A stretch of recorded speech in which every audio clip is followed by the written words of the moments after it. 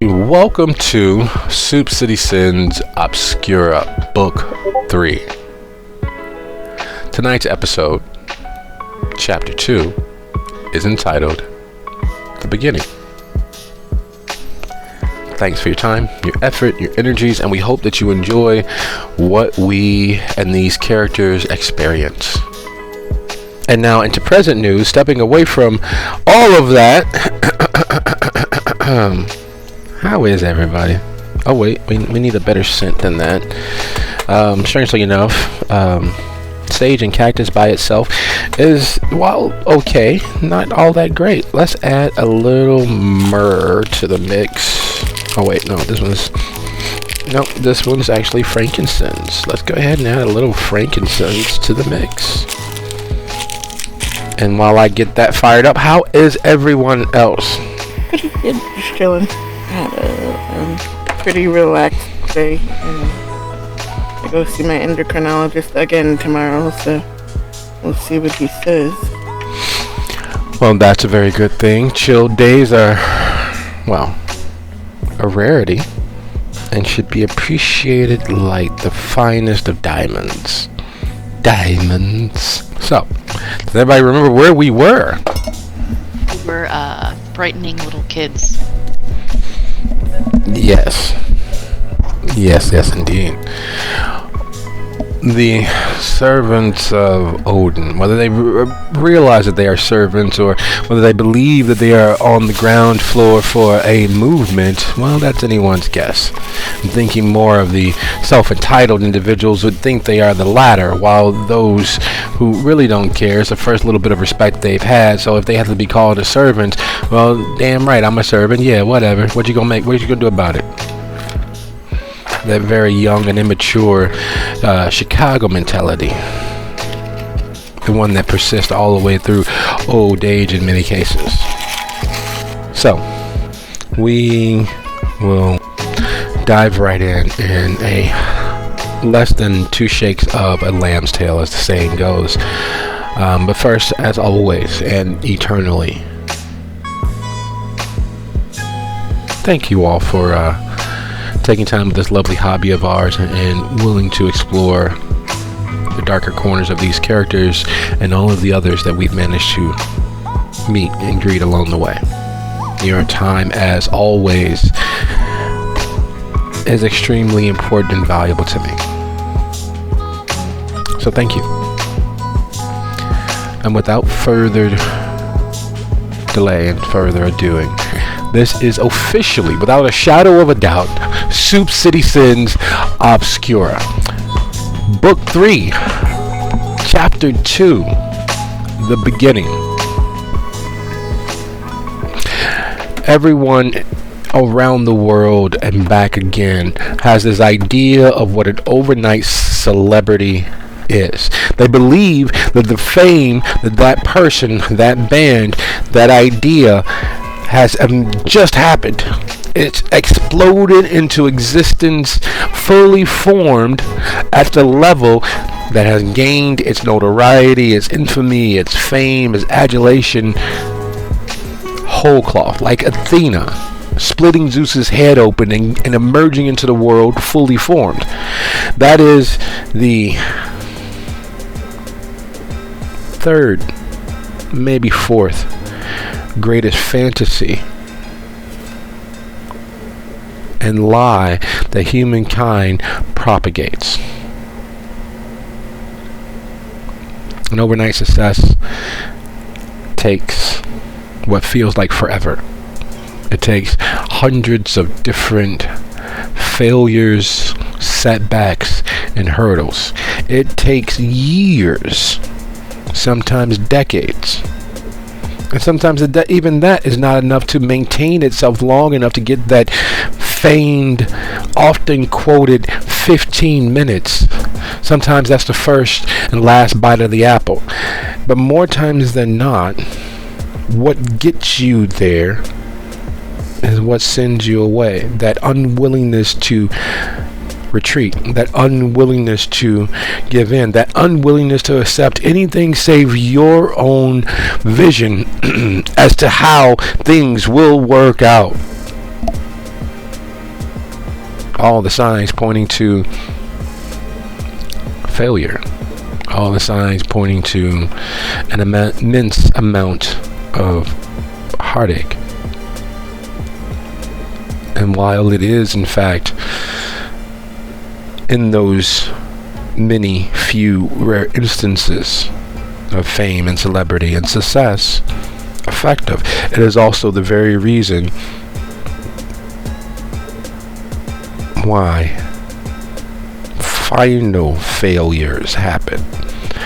The unwillingness to adapt to the realities of the situation, the unwillingness to accept anyone else's vision or idea as to how things might or should work.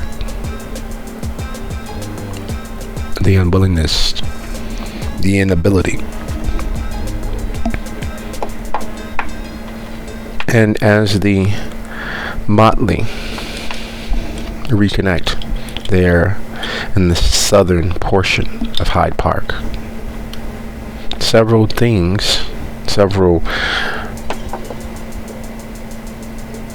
small minor straws on the camel's back sit there bare and easily visible for the first time. The stories told and lived will repeat themselves as they have repeated themselves. And of course, there is in fact some violent, catastrophic change. And unless something is done and done to its fullest, then the story is already written.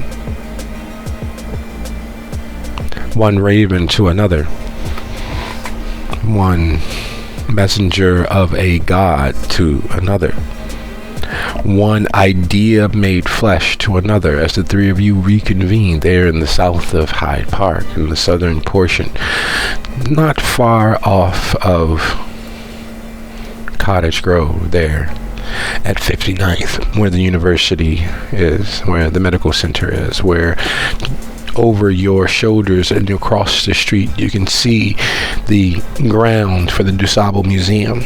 All of that history sitting there, all of those tales told and told ad nauseum sitting there. To the east of you, and slightly north, the university and the medical campus, and the hearth and home of Hyde Park. Several bus trips, several flights, several fights later, here you all stand, a little winded and a little worse for wear, but here you all stand as the street hustles and bustles. As little as 10 years ago, if you continued further south from your location, you'd be entering what the polite liberals would call an urban blight. Just as little as 5 years ago, you'd be entering into a combat zone. Just as little as a year ago, there was still the occasional picketer for what's happening in the area, the moving of homes and families, and the stories that have been told in this area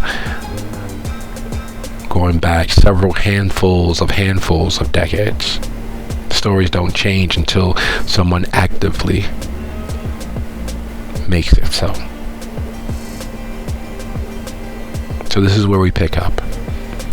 Moments, precious few handfuls of moments after the engagement with Mr. Wednesday's servants, that gang of children, and the fact that they are all different faces from your initial engagement, because masks were ripped and people lost their footing, causing hoods to fall off their head. And your first engagement with Mr. Wednesday, these are a different batch of children. These are a different batch of youths. And as much as you would not like to admit it, he's changing. He's adapting. He's bringing more and more servants under his sway.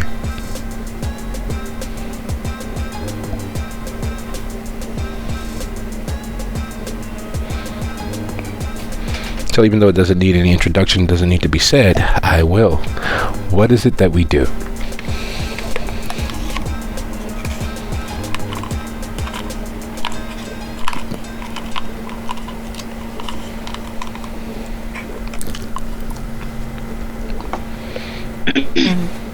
we all get back together. Aurora looks at the other two. We have to figure out where he's based. I think we have to stop him so this doesn't spread any further. Maybe if we take off the head of the snake, the kids will be set free from their influence. Or maybe they can still be saved.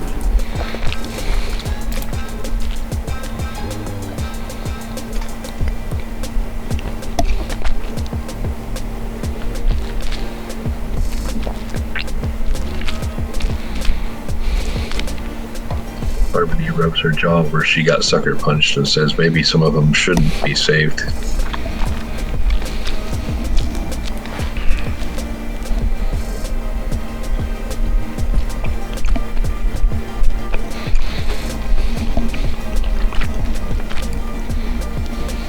Hazel will just shrug one shoulder. Well, it's hard to say either way until we figure out exactly what the plan is.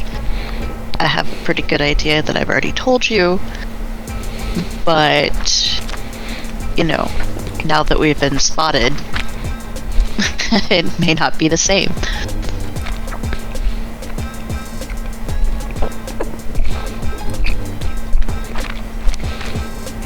I don't know. I feel like he's too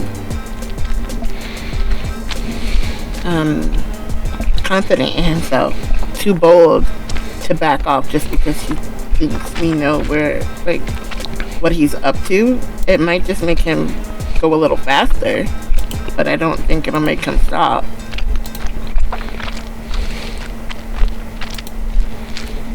No, he fancies himself as Odin. We need to deal with him.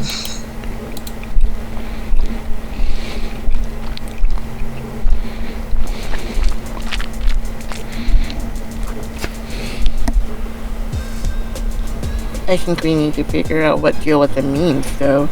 Do we send him back across the hedge, or do we get rid of him permanently?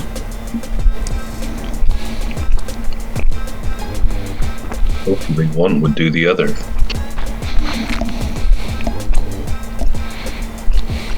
If only we had an idea of where we could find a giant wolf and a giant snake.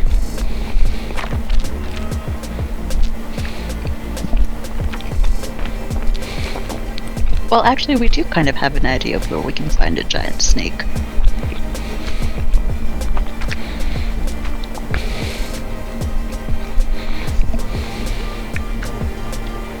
I'm not sure I'm understanding. And the moment you say that, the moment you make that correlation, the very wolfy grin of Kiera's protector being swallowed by concrete comes to mind. The very lupine-like reticulated limbs, the digitigrade limbs of Kiera's former protector being laid low, and the doubts eating them alive comes to mind. And Kiera's description of her stepmother having a very lizard, snake-like seeming underneath their skin comes to mind.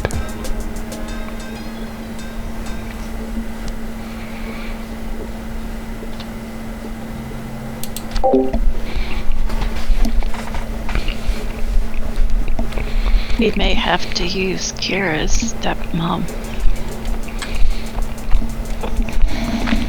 And you know, her protector, if somehow he survived, or a version of him survived, or I don't know.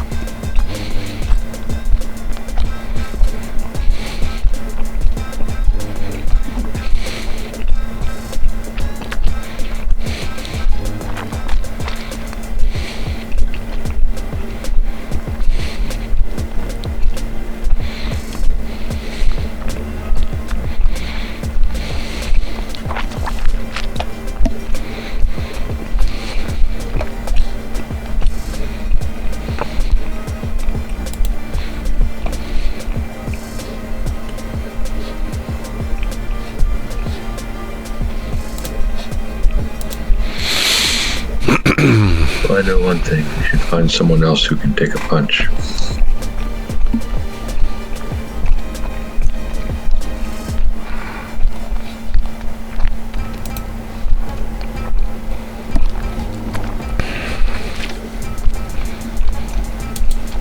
Well, the intense moment of actual direct combat having slipped along its way.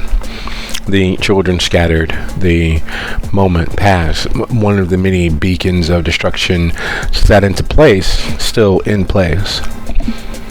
With the night stretching out before you all, what is it that you all choose to do? Where is it that you choose to go?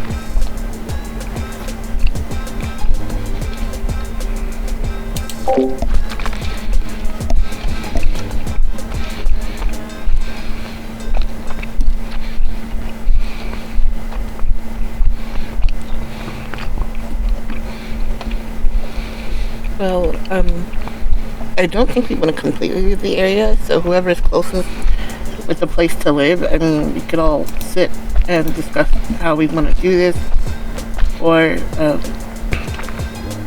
maybe like get a map or something. I don't know. I'm not good at this. I just go along with it.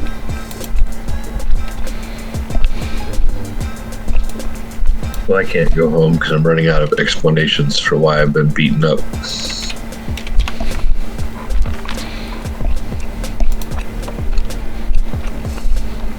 Self-defense class? Apparently, I'm not very good at it.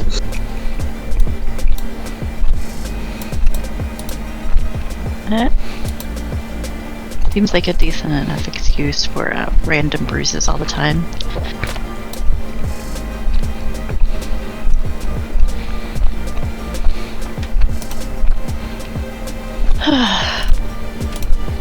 But I don't know, how far would I actually be from here?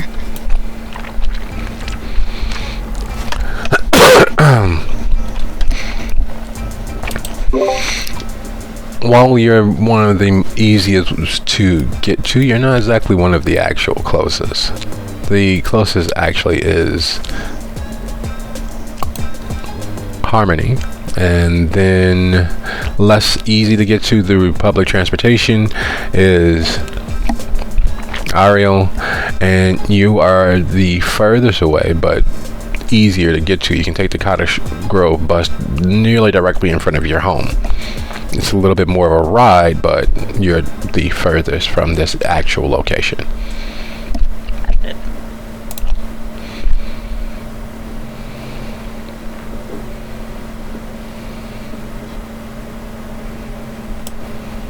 I mean, maybe if you brought us home with you, you wouldn't have to explain the whole she motions to the base.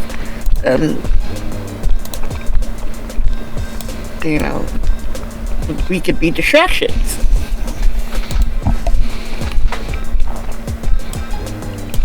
Yeah, that's how that works.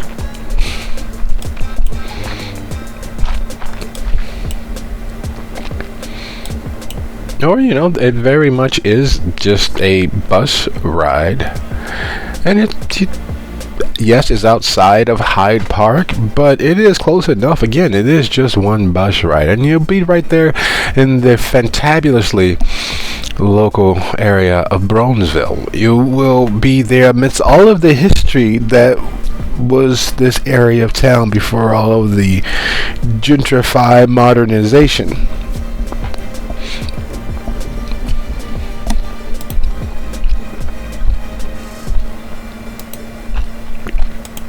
My place is fairly easy to get to, although it's not close.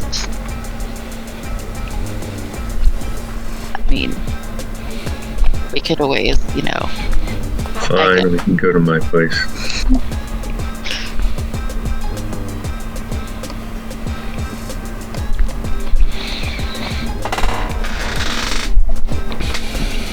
A 10-minute walk later, and you're at your condo building. A 10-minute walk later through the mixing and melting and melding streets of Hyde Park, and you're at your second story walk up. It is a huge old place as far as such things go. Wood floors that have been maintained and refurnished and refurbished at least 3 times since the building of this space. Freshly waxed, bright enough that it reflects the morning light. Huge cantilevered ceilings and windows that look out on the hustle and bustle of the street. Windows that if you raise them and sit in, it's like having your own personal and private balcony. The building itself goes back to post-war, roughly 1928-29, when Frank Lloyd Wright was all the rage. He was a new hot architect in the area, and he helped give the Chicago flavor to most of the buildings. And while he was looking towards the future, many of the places in the city are classically Chicago because of his looking forward in time and considering the human form and where people gather. So you will find lots of mimics, lots of his contemporaries who stole, cadged, borrowed, plagiarized his ideas. So while it is not a good old-fashioned Chicago bungalow, the same principles have been applied on a slightly grander scale. The back porch, which has been enclosed since, was originally open to the air, so you get a nice lovely cross breeze. You still can do much the same by opening the front windows and the back door, but it's not quite the same vision as originally intended. You can feel the history because the building has been sandblasted and cleaned and maintained. The iron works at the top of the building to help with the electricity and the flow of the buildings, and all of those geomantic fixtures and touches that were built into the buildings are still there. And unlike most modern apartments, unlike most modern condos, the ceilings are literally high enough that if you jumped, you'd have to somehow find a way to double jump once you were in the air to touch. There's the copper tiles that were tooled specifically for this space. While they were commercially available, each of the slightly more affluent areas had them handcrafted. The molding is to die for. There's still a story being told. There's various gargoyle-like carvings into the moldings that have simply been cleaned and maintained over the years and not painted over like in most places or torn down. The trim is natural, 100% wood, placed in by a finished carpenter at that time and just kept up over the years. And then we get to the furnishings. Tasteful, modern, eccentric, a hodgepodge of this and that blending together to tell the story of affluence. The sort of place where you walk in and say, "Oh, isn't that nice? Well, I found it on sale." Really? Sale where? Oh, Carson Perry Scott. It was only $400. It was a steal.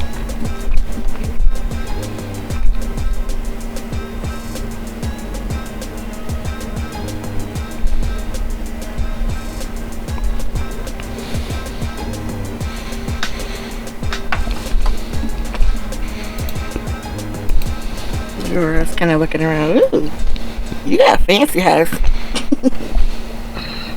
It's not mine.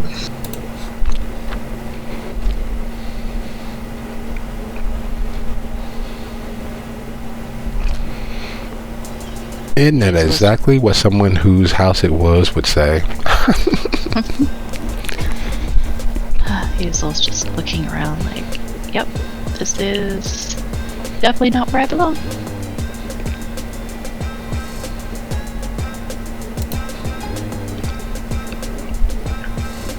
When you look around to see if there's anyone else there. No, but you can hear that electronic noise, that static in the air that lets you know that you are not, in fact, alone. That he is on either a conference call a gaming session or a combination of the two, because you know he likes to multitask. There is a presence and a scent that lets you know that the house is in fact quite warmed. There's the subtle hint of a kettle having run its course. There's the scent in the air of bergamot and darker teas that he loves. There's the feeling that the kitchen has been used, just that residue of a presence, because, well, every mortal person is just a semi-solid bag of liquid leaving their spore and their touch everywhere. And while there's no yelling at the screen or any boisterousness of that sort, you can feel the presence that you are not in fact alone.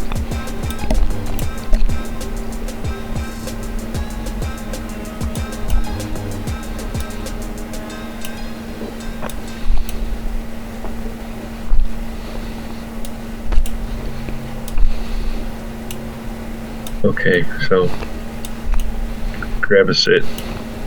Just need to be kind of quiet.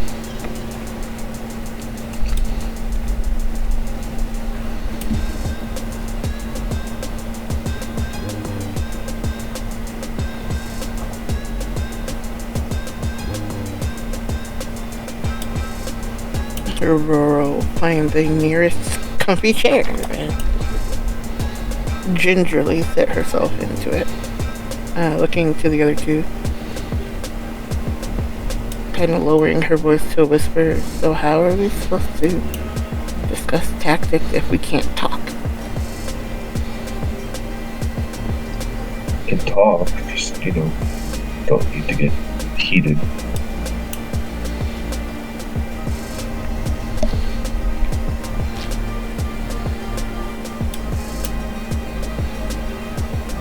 The person that owns all this is here. I don't want to disturb him. Oh, so you got like a sugar daddy? Is that what's going on? Something. That's cool, girl. Do your thing.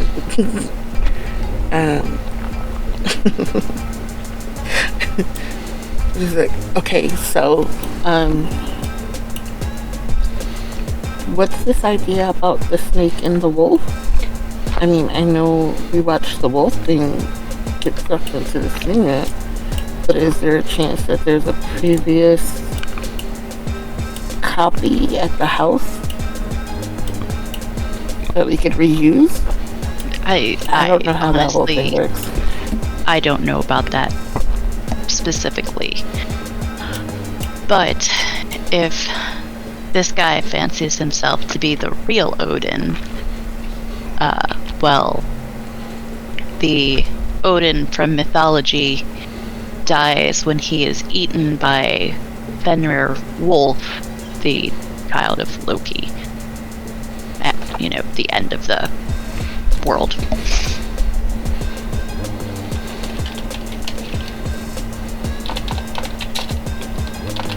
I think I'm gonna have to take your word for it.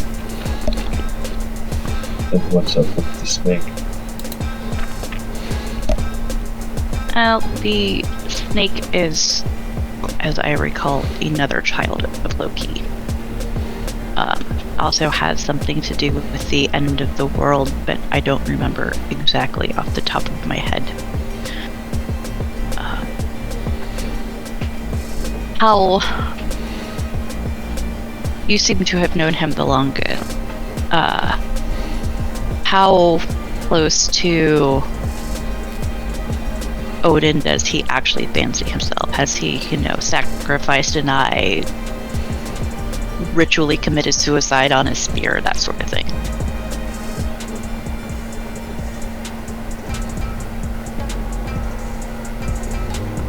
Well, clearly he hasn't ritually committed suicide, or we wouldn't be talking about it. Oh, I mean, ritually committing suicide doesn't necessarily translate into actually killing yourself.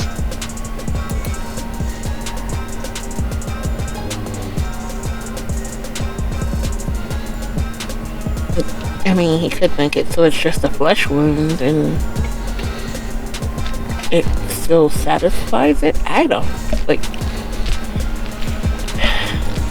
I don't know. In If our you- world, nothing can be taken literally. True. In either case, So I'll when you were chasing the girls, where did they go? They hopped on the bus, and then I lost them.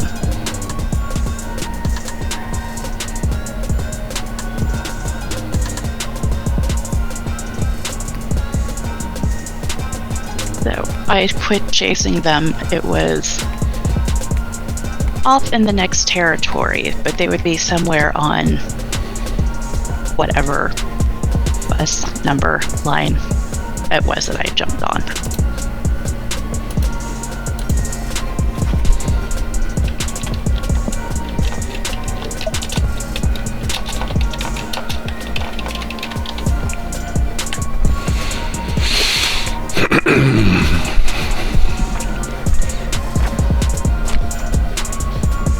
The number 4 is the bus number that you were, well, the bus line you were pursuing.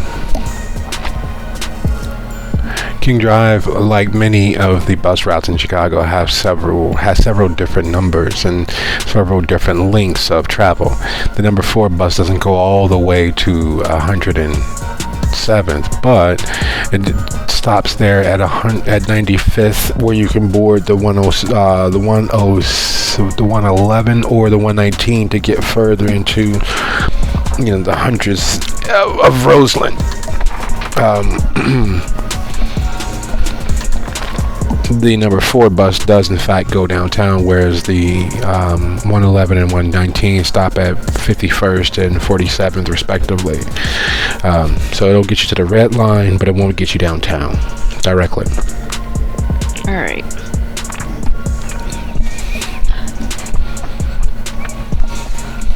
So, along the number 4, I ended when it stopped being the number 4. But I doubt, it's possible that they would have gone further, but if this is their general hub, I doubt they would have gone too much further.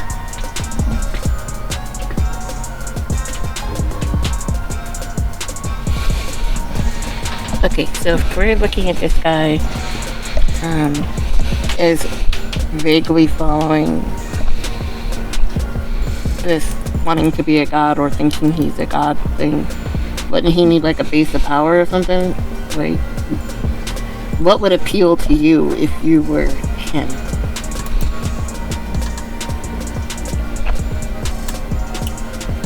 And trying to build a base of power, I guess. That's what I'm getting at. Does Harmony know any of that? What would appeal to a base of power? You need some place where the dreamers or the desolate congregate freely. You need a place like Kira's book club there at the Reynolds Club. You need a place that, or its opposite, places where people go to drink or smoke or screw themselves into oblivion. You need a place where hope springs eternal or where hope goes to die. You all are changeling. The emotions of the humans around you are potent, and while it's more beneficial to them and to you to slowly ebb away a bit of that glamour, there are beings, there are changelings who reap, who reave, who steal those emotions through force and drain them dry. Many of those places have been in the news. Many of those places like Burnside, Calumet Heights, Stony Island Park, Marinook, East Chatham, Greater Grand Crossing, Inglewood.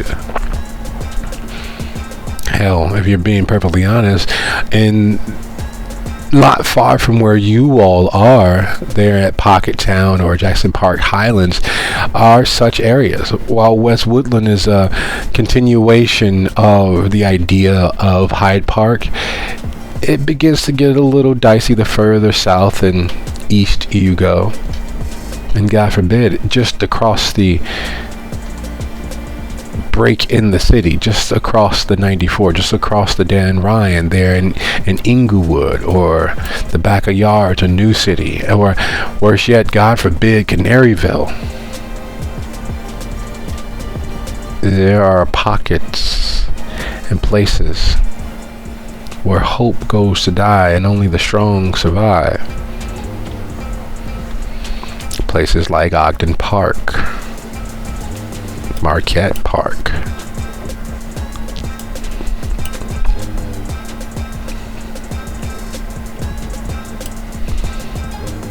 So, thinking along the lines of Odin,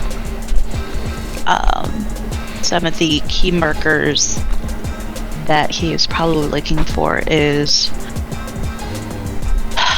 someplace associated with gold or yellow, bright. Potentially would probably be like centric, because Asgard was kind of like the center of everything.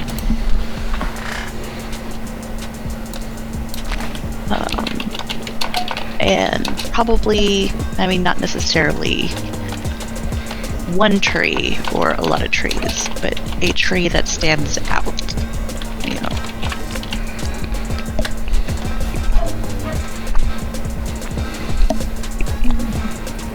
That seems Okay, pretty specific. Well, Yeah. not necessarily literal representations. Knowing knowledge is really big about knowing everything. Sure. But I was going to say, if you have the map of the bus line and the map of the area, we could kind of see where they intersect or where the most likely place would be that meets both of those requirements.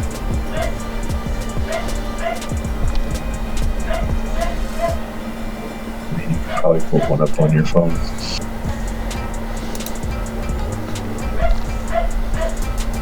So Aurora will do that. She will open her phone to like a Google Maps and put the bus route over the map, and then kind of put it all between them so that they can all see it and look for what would match with what was being said as to where he might logically pick as a power place.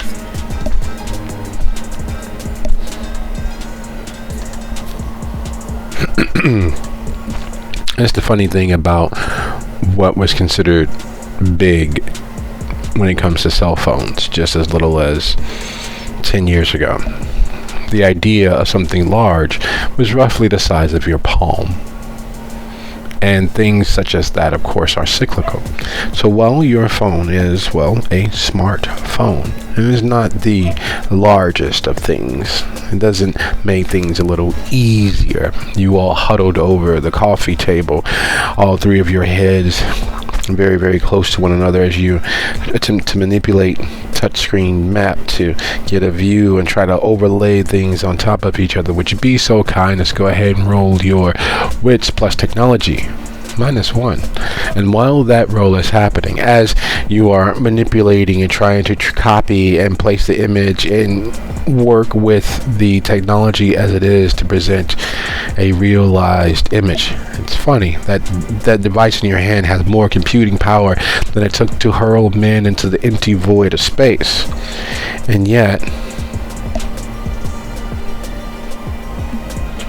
it's not a true high-powered graphical interface of a computer or a laptop or even a tablet.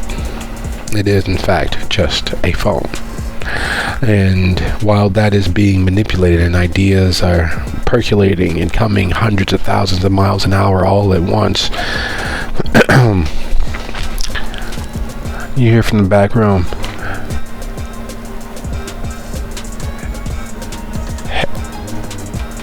"Hey babe, is that you?"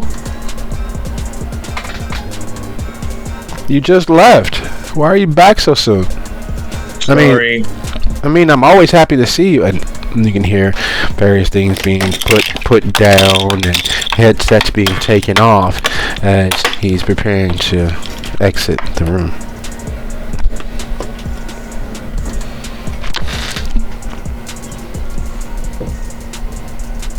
So, how do you feel about computers since there's no technology? Make it work. Roll that lovely bean footage.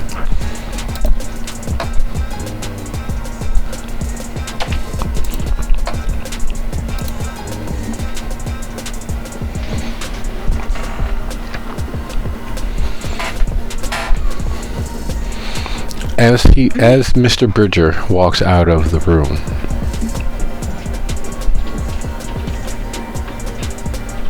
and you all are huddled over the coffee table, the phone sitting nearly perfectly centered between the three of you.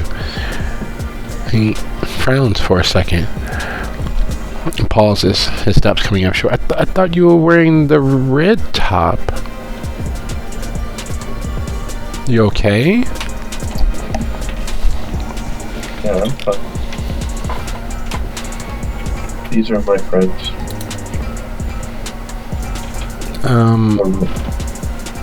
Hi, friends. Aurora and Hazel. That's Aurora and that's Hazel.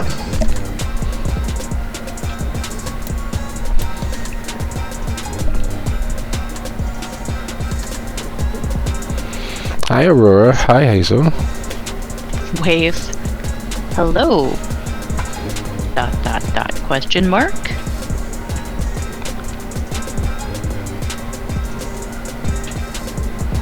Aurora knows the rules. That is not. That's Harmony's guy, but at the same time, she's still checking him out. Some people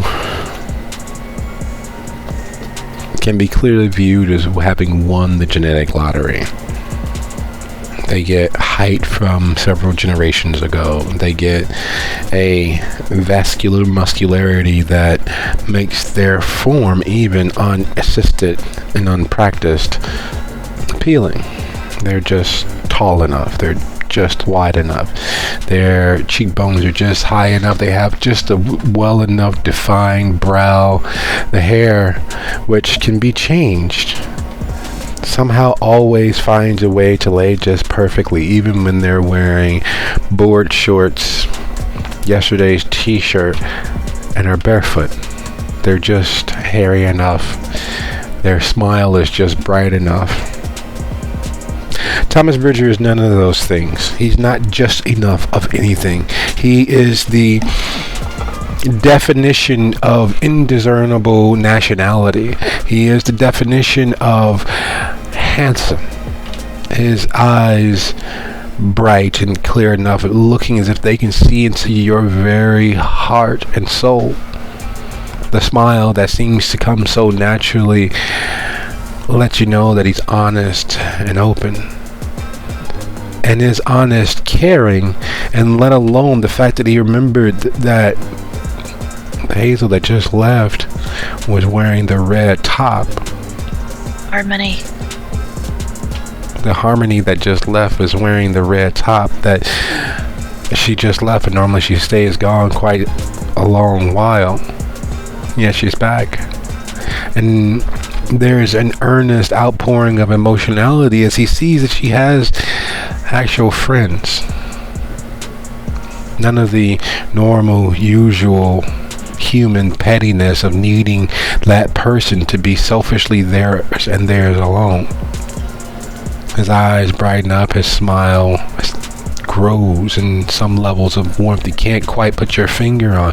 And instead of just nodding and turning around and heading back to the room, he actually crosses the distance, first putting a hand on Harmony's shoulder and leaning in to give a quick, polite, relatively chaste peck against her hair.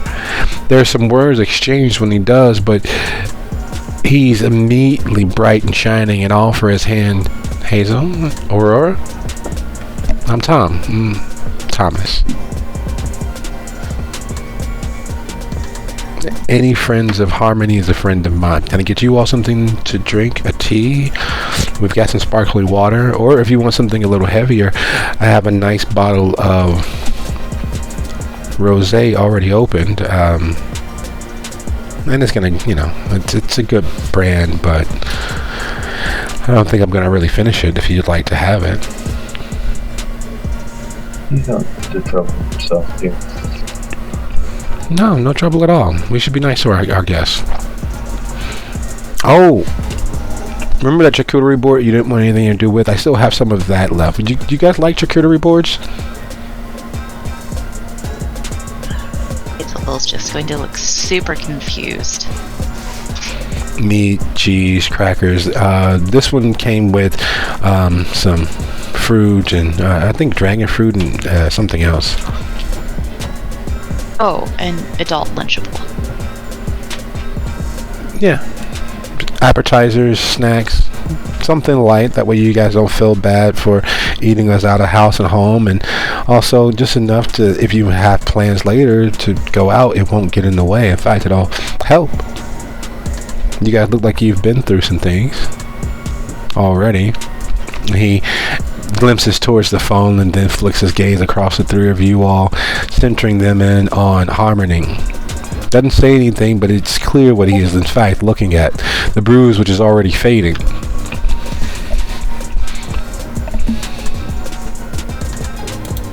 What? Oh, I walked into a shelf again.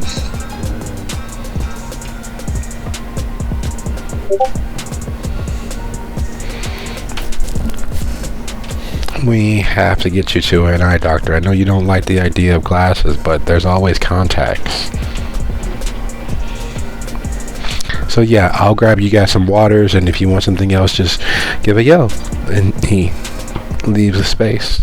He doesn't hover. He doesn't malinger. He hosts from a distance. That's very kind of you, Tom. Thank you. No, my pleasure.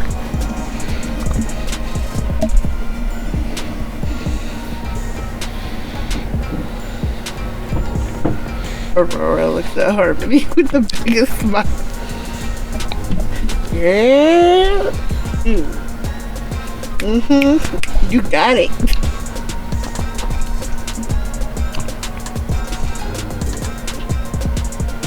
She will just shrug.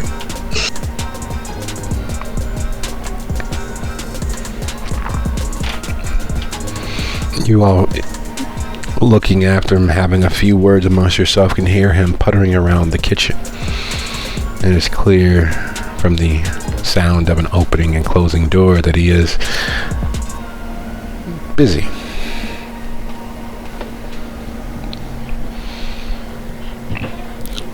There's no magic possible in the moment to make things align properly, to make sure that the bus route covers everything that you need to cover, that it stretches far enough, and copying and pasting the two together in the little program that you found in your phone for Thumb Graphic Arts and Design does a decent enough job. There are 2 points. And it's funny, no one really thinks about it, but because of looking away and nudging the phone by accident, the Dan Ryan and the Metro line, the electric line, along with the crosstown line from the trains, the actual Carter's train, the Suffolk and what have you train lines that run north and south and east and west across the city, while normally not anyone's consideration. They're atop the viaducts, they hold up traffic, and otherwise they're not much of anything. But if you look at them upside down, they form initially what looks like a pitchfork until you bring in all of the other actual expressways. Highway 1, Halsted, running all the way south through the state, through the city.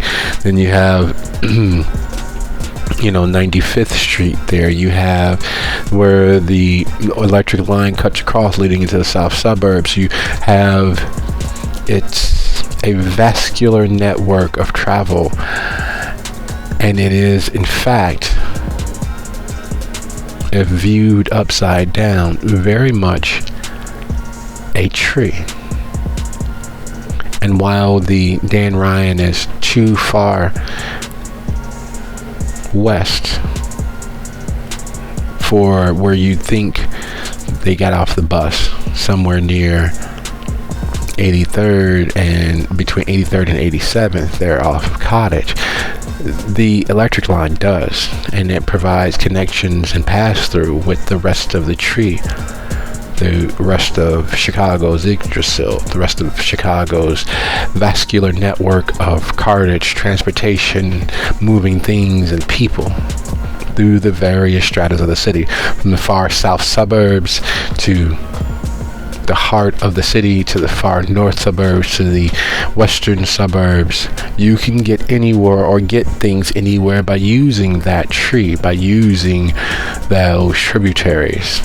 And there's one space, one neighborhood that provides easy access to a tributary, to a major artery into the rest of the tree.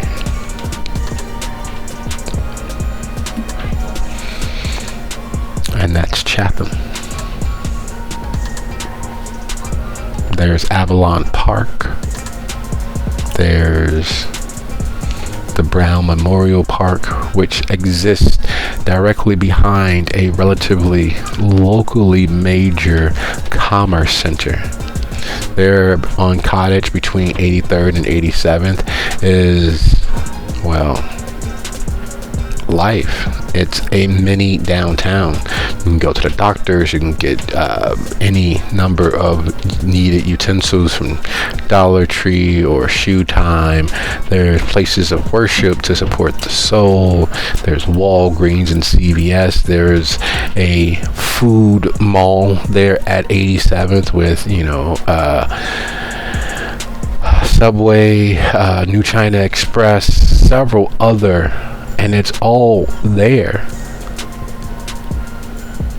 It's just connected enough with nature and just connected enough with the urban environment around it, and connects with a major tributary to the Tree of Life, the major tributaries and vascular networks of travel for the city.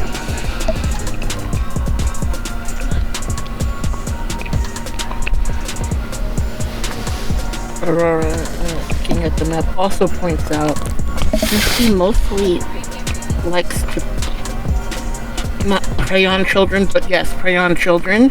Look, see, behind the Brown Memorial Park, there's the Brown Park Playground right there, and then there's Prairie Elementary School, right? And then there's Chatham Park.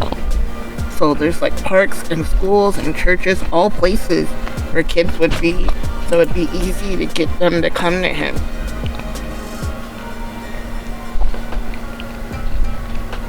It looks promising.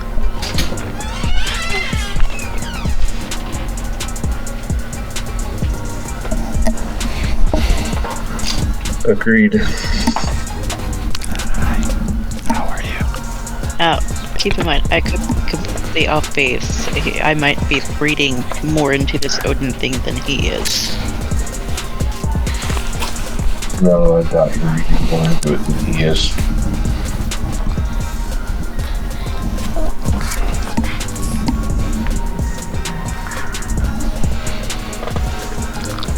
And the moment you say more than he is, Tom is there setting down bottles of water in front of each of you and sitting the charcuterie board close enough that you all can reach, along with a stack of napkins. We don't have any small plates, plus it's usually just the two of us, and we order anything we need for gatherings when we need them. If you'd like, I can bring you all some salad plates if you like, but they're a little large.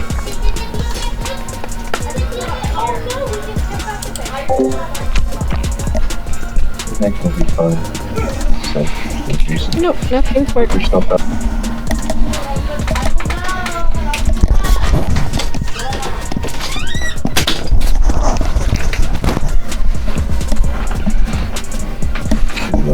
Reach over and grab his hand and give it a light squeeze.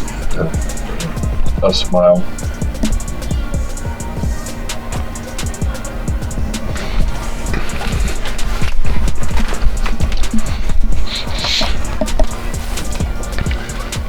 So as not to put him out or have him curious as to what happens, she definitely reaches for a napkin and a couple crackers and some cheese and puts it on the napkin and smiles.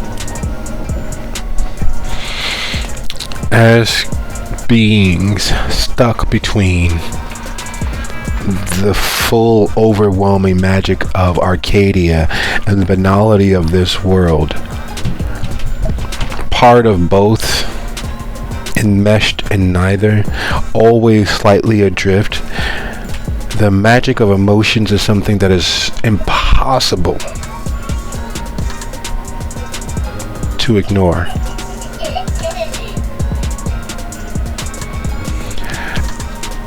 And the moment that Harmony shares that small touch, that small reaffirmment of what they are, there's an increase in the warmth in the room. There's an increase in the brightness, and no lights have been turned on. No additional sources of illumination, yet you all are able to see clearer. The room itself takes on a feel of welcome and being at someone else's hearth. And his smile is there, acting as the thermostat for all of that. He returns the small gesture and rests his hand against Harmony's shoulder before nodding. If you guys need anything, go ahead, give me a yell. And he slips back off to the back office where he was engaged in whatever he was engaged in, leaving you all in the cooling afterglow of it all.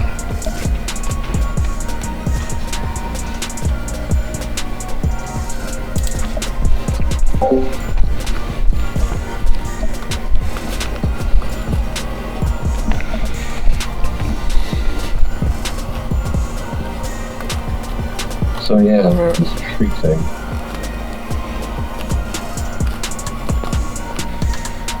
Right.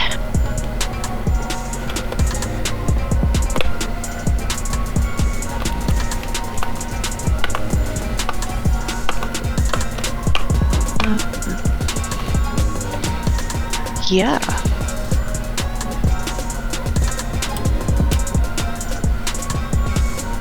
Seriously, eat some of that. So. Already eating, but she's trying to talk around her mouthful. Looks at the both of them. Okay, so we have a general idea of where they are, but what do we do with that? Do we set a trap like we did for the wolf thing, or attack outright? Because, like, obviously, like you said, neither one of us, she's pointing to Hazel and herself, are all that great at fighting. I mean, I can drown people or make them stuck in the mud or make them really cold when the water hits, but then you're better at the cold than I am, so obviously I would leave that to you. Seems to have surrounded himself with an army of children, so an all-out assault is probably not the way to go.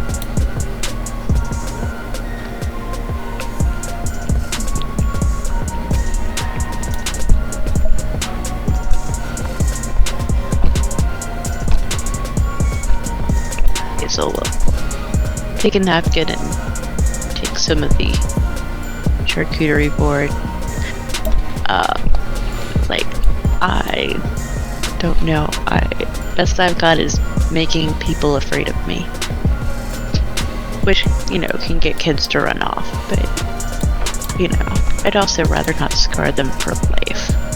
It's mostly adults that I like scaring.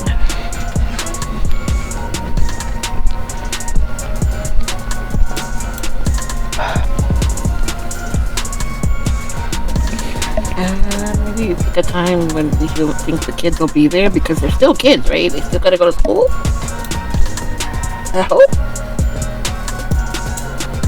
It's 10 p.m. Do you know where your children are?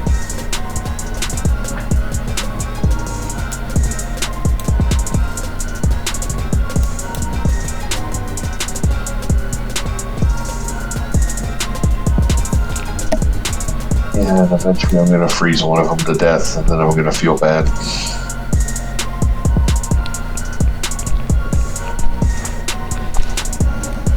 Yeah, that's what I'm saying. We can try to pick a time when they should at least be in school. I mean, they're kids. And they're obviously a little bit of deviance, and they don't care about, trying to beat up adults, obviously.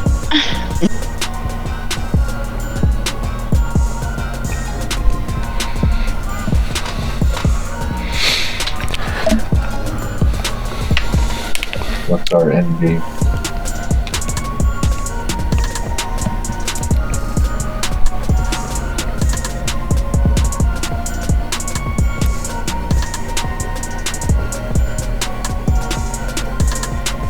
Trap him back across the hedge and free the kids. Or kill him if we can't trap him back across the hedge.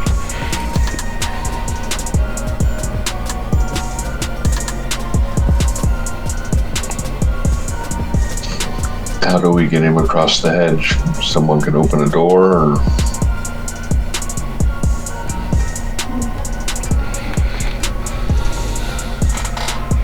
I don't think he's gonna come willingly. No, probably not. On the other hand, if we just shove him across the hedge, what's preventing him from getting back? It might take him a while.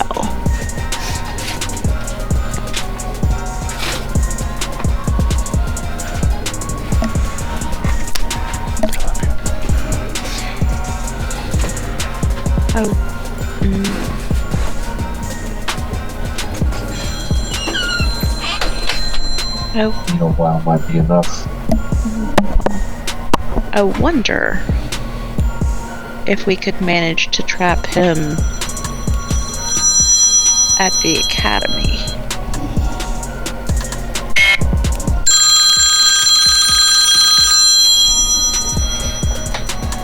Trap them in something, or just in At the academy. things? Well, With our creepy little insect friends.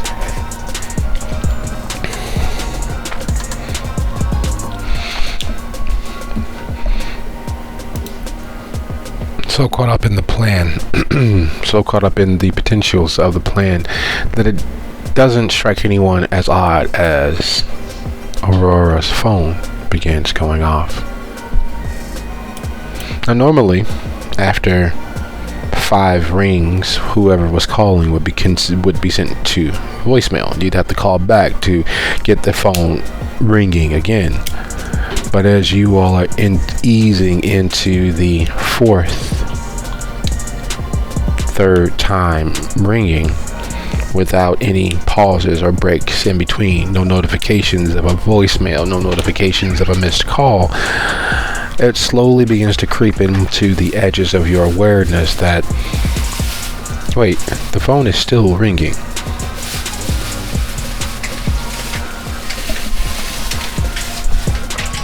Didn't get that.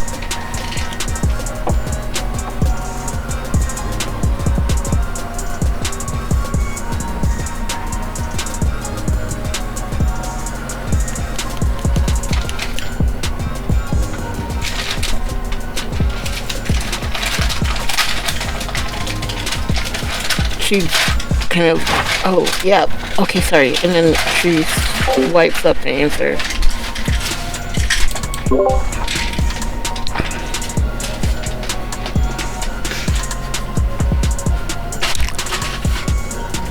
Is this... Yes, it has to be. Good evening, everyone. How are you? It's been a while. I miss you. Is there a chance? Is there an option? Is there a little teensy weensy chance that you'll come back and play? We're quite lonely without you.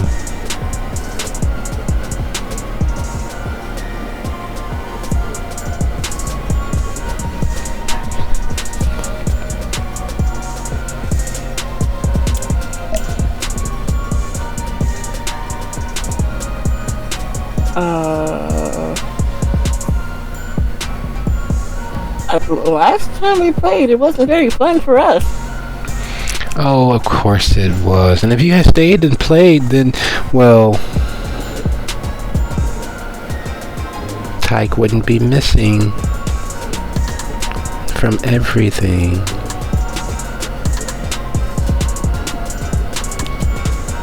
So come on outside and play. Come on back and say, hey, come on. You know you want to. Oh wait, I know that you all had to spend a dime to make this call, but that's an important. I'll be right back. And the line goes dead.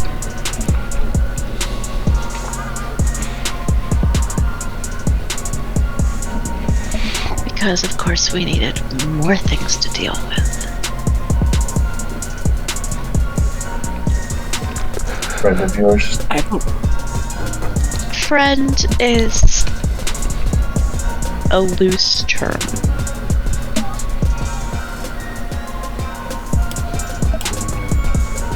They had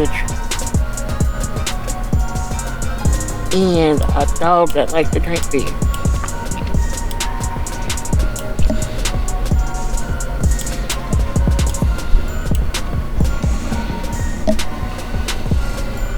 I see. Yes, she is quite the reason that we went missing for 6 months. It's funny how that works, isn't it?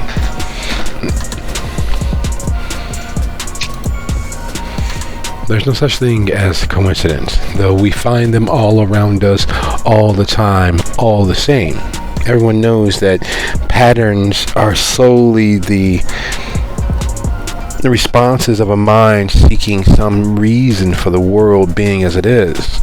But therein lies the dilemma. The world is the way that it is because everyone seeks patterns so that they can optimize and maximize their place within that pattern. They seek to define things so that they can use their gift of gab and negotiate a better place for themselves. It's not so much overthrowing any system, but subsuming it and utilizing it towards one's own end. Is usually the downfall of most organizations and governments and fellowships. Instead of simply accepting the world that it is and doing what you can to better it. Not for yourself, but for your children, their friends, your extended family. Because once the self enters, the idea of fairness is gone. All of that to say, while there is no coincidence, there are patterns that emerge. You all were taken off the playing board. Harmony wasn't given the opportunity of meeting you all earlier. Could you imagine what force to be reckoned with you all would be with Harmony and Tyke working in concert?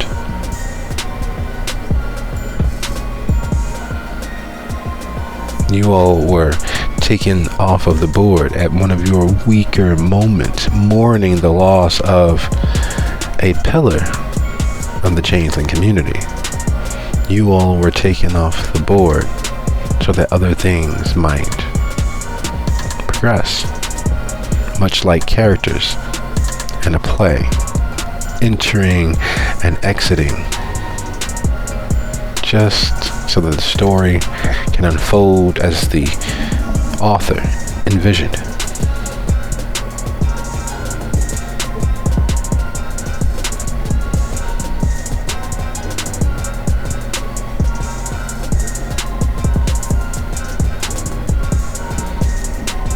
Said something about a tree.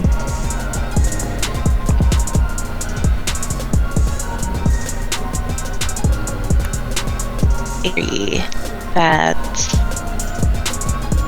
seemed to be filled with hanging puppets that we burnt? Was it burned? I guess it was burnt. Pretty sure it was burned. Anyway, the tree is gone. Maybe I was just reading too much of the trees. Well, assuming the two aren't related, she wants a playmate and we want someone that we would like to go away.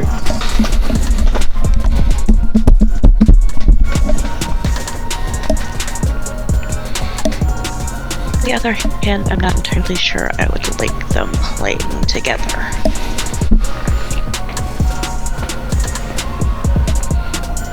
I don't think this is a case of the enemy of my enemy is my friend, though.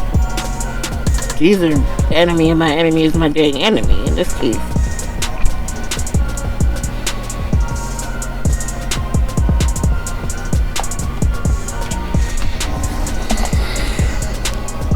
So it's one of them, right?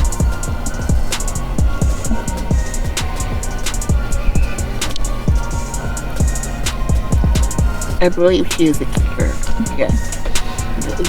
The spirits and things on the tree were actually others like ourselves who got lost.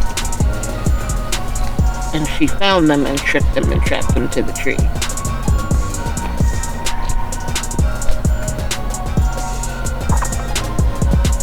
I mean, I'm still liking the two birds, one stone option.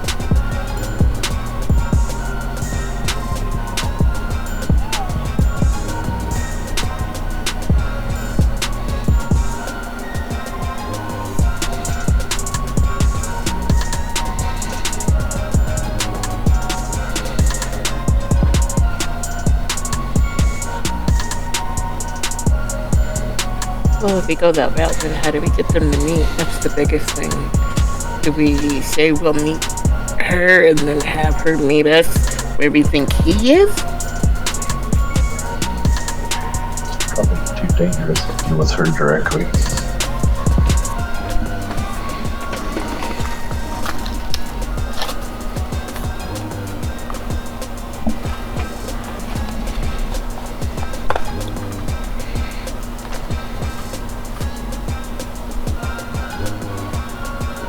Jeez.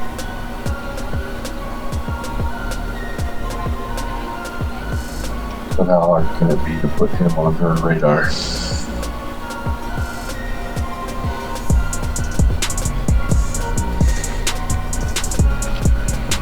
Oh. Presumably, if she's following us and can just make a phone ring and ring and ring and ring without going to voicemail, she probably has been keeping an eye on us.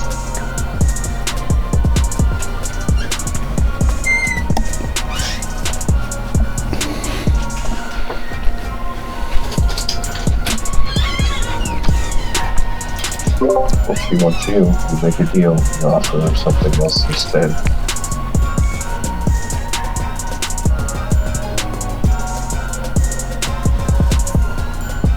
There's a bunch of gray morality involved, but results. And she does like being offered things, but only if it's going to cause you some sort of effort or it's going to actually cost you something. Because I offered her a bracelet and she didn't like it.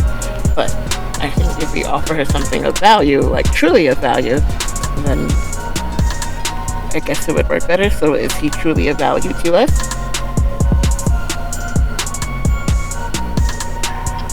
Depends on how you define value.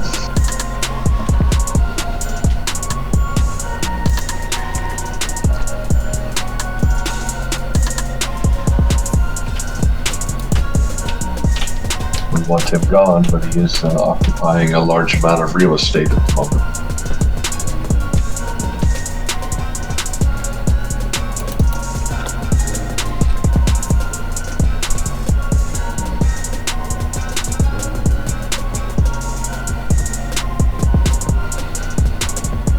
Okay, so I guess we figured it out. We're gonna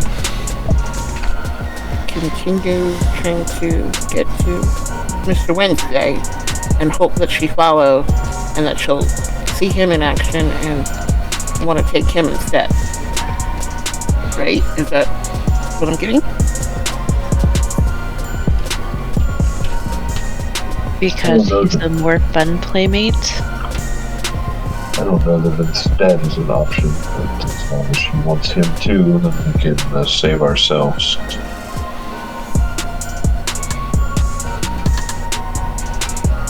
Oh, she's quite little and easily puntable.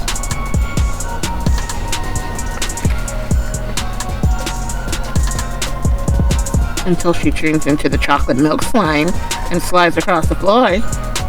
Well, I mean,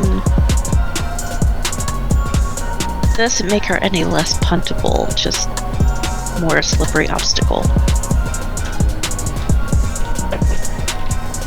I know this sounds weird coming from the person who's been beaten up twice since they've met you, but what do you do to piss these people off?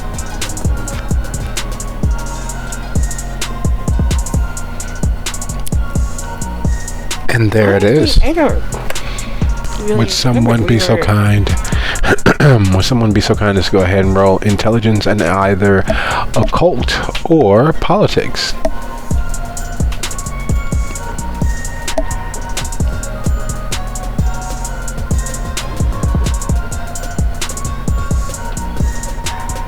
Who will be that someone? Right? I got a 2 in occult and a 2 in intelligence, which would make a 4 pool. So. And don't you have eidetic memory? Yes, I do.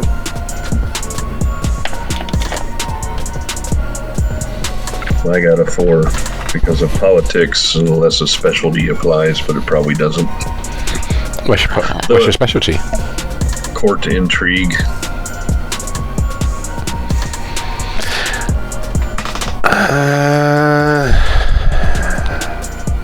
By the further stretch, yes, it would.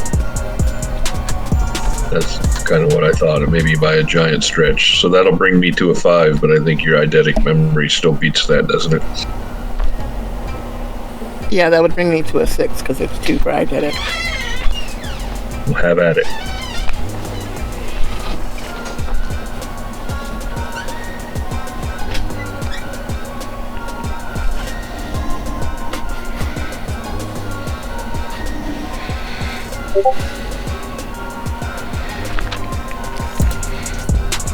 There is a often trotted out technique when telling a story. In filmmaking and TV shows and the visual arts, it's called Chekhov's gun. If you see a gun, you know that it must go off before the final scene of the play, even if it is in fact the final act of the play or the teleplay or the movie script or the what have you. That theory applies in the written word as well. If something is mentioned and detailed and outlined as important at the beginning of a tale, it must be of relevance before the end of the tale, before the last page is closed. It is a stretch of the imagination.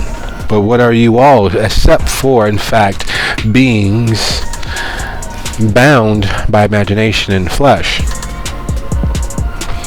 If what you all are in the midst of is a tale, an epic, much like most of the poems about Odin, what if it isn't because of what you've done, but instead what you might do or will do?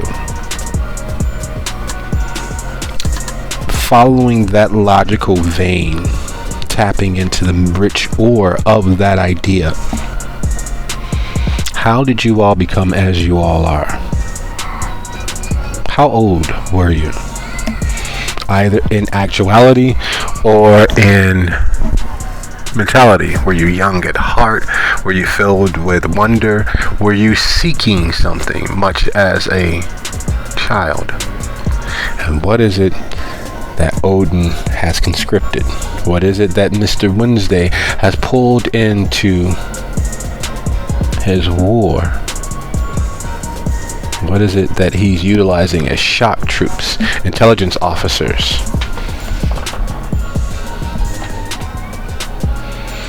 While there's no such thing as coincidences, patterns are there for a reason.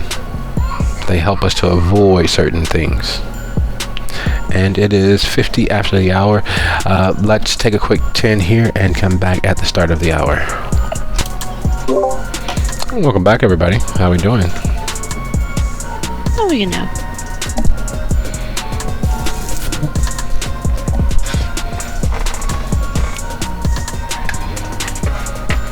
Everybody back?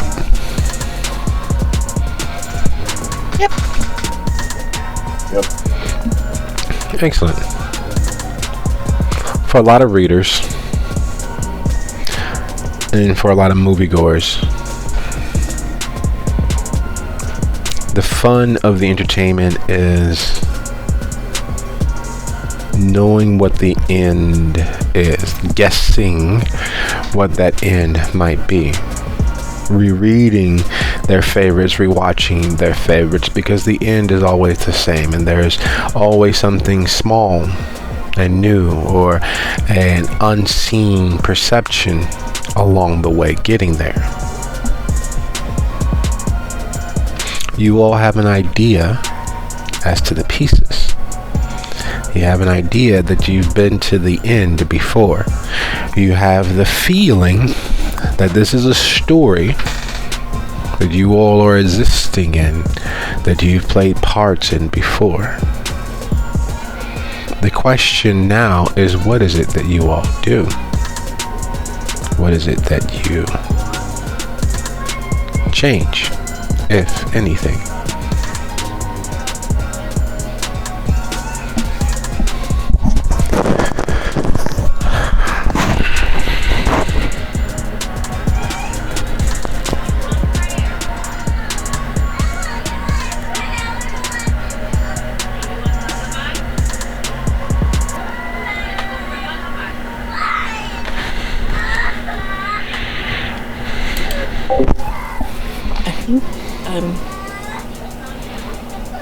With this, we're definitely going to have plants overlapping each other because that one is very tricksy. She likes to play games and she wants people to play with, so she's kind of the Loki to that other guy's Odin. Does that make sense? Yeah. Okay.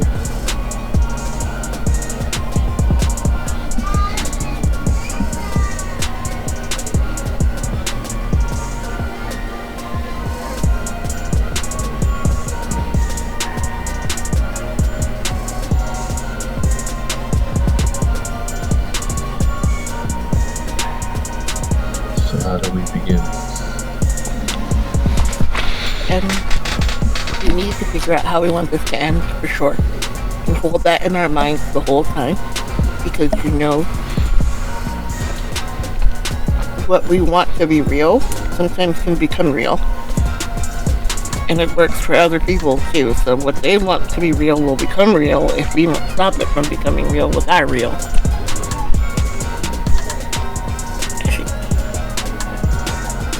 Pretty sure that's how that works, right? Sounds very life coachy, but maybe.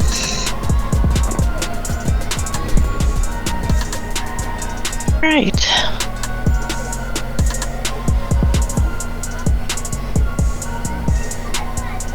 So working backwards, how the story ends, and we figure out how to get there. Exactly. That's what I meant.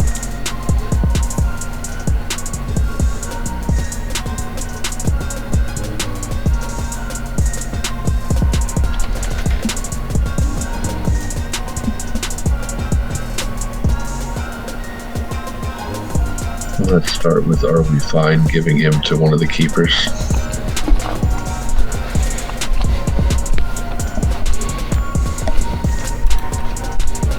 Well, he came here starting trouble.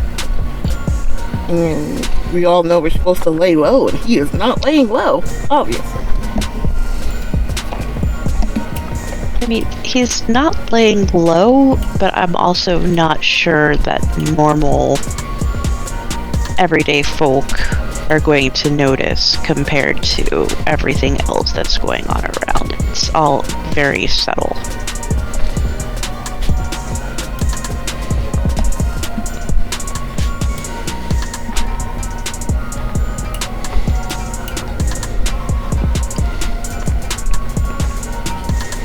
So what if we bring her into the equation and encourage him to continue to draw attention to himself across the hedge?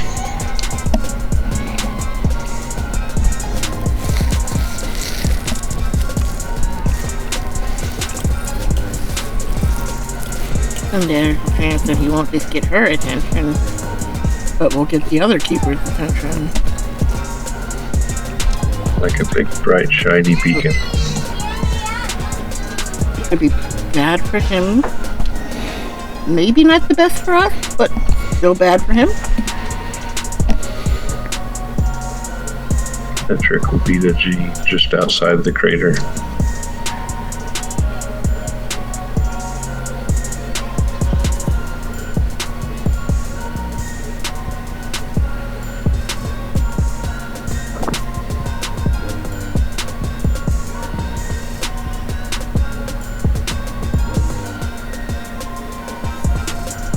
Should maybe try to figure out what it is he's up to. What's his end game?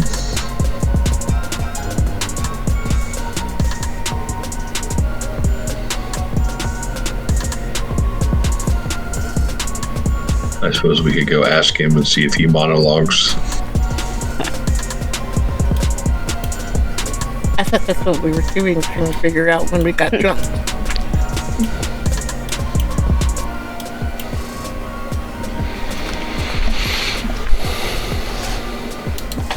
No, when you all were beset and set upon by his little ravens and his minions, his servants, you were attempting to bring down one of the pillars that he set into place to slowly, actively break apart civilization. At least that little community, that portion of the community, to set off a bomb and let it ruin the environment around him.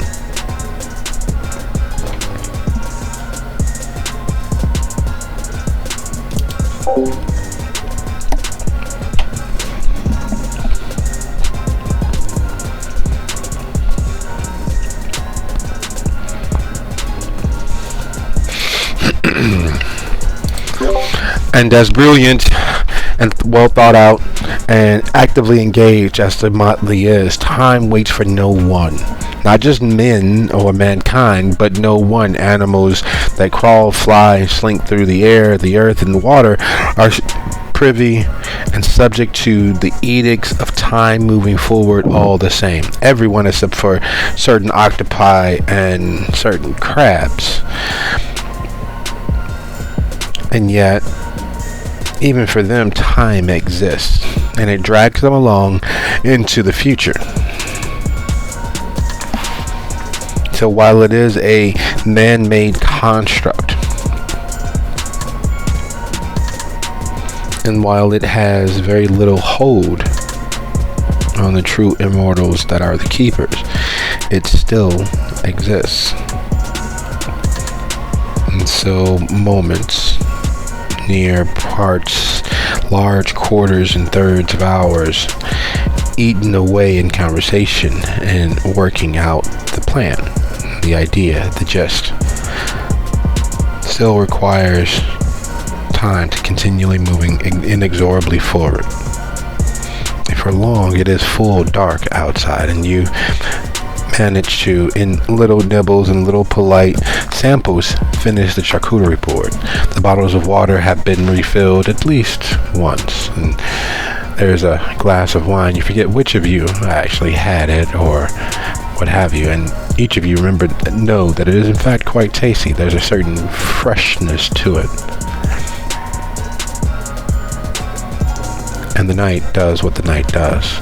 Rush ever onward toward the day.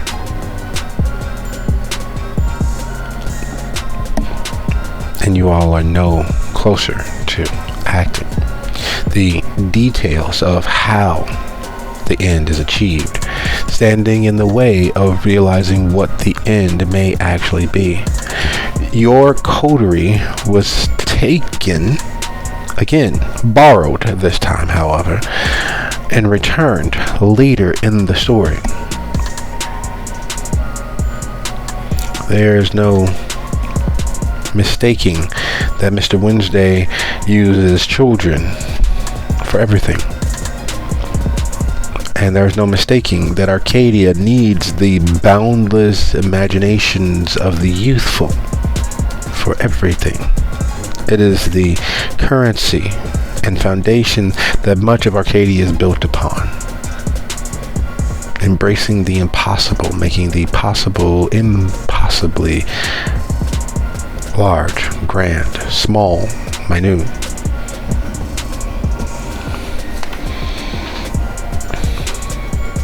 So finding yourselves at the pub, slices in hand, beer cooling, warming to the room around you.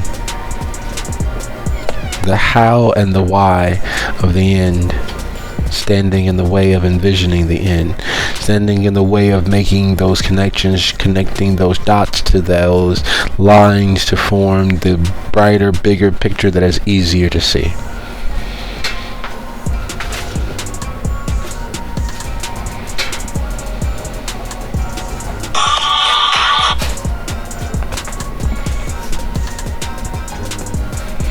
And here in the home of the Changeling, with feelings and energy abounding, with magic everywhere and nowhere, and everyone camaraderily together and despondently apart, sharing in the general malaise of feelings washing over you, the high ones, the low ones, those in the middle. The night spins away, a celebration of now, even as now becomes yesterday, and yesterday can't live up with the promise of tomorrow.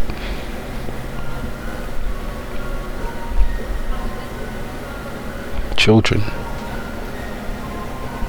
You all were children. Wednesday is using children. Arcadia needs children. It abducts them, it takes them. So many coincidences.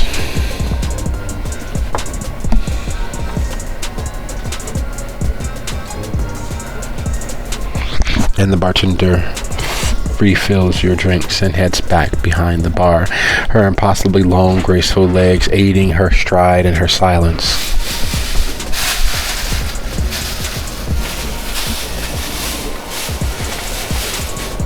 Aurora looks to the other two. I think we were trying to decide what his end game is. Maybe he's trying to corrupt the children before they can be taken across the hedge, because they're not useful to those across the hedge anymore. Or control the children, control the power that goes into things across the hedge. I don't know. More inclined to believe that he is trying to elevate himself. He is creating an incredible source of glamour.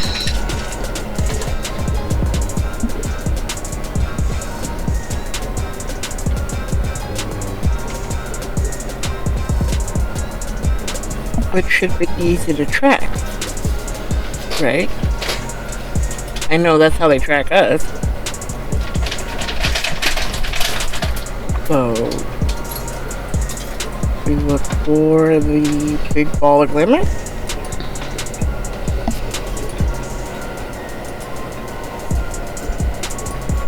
Let our instincts be our guide, you're saying?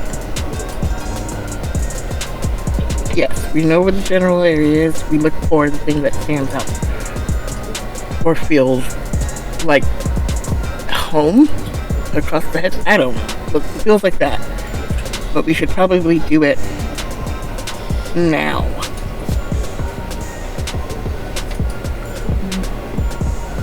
All right. So, can you pull that map up again?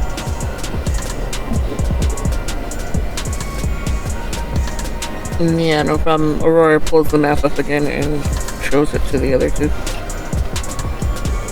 So, in that area, you said there was a school and some churches.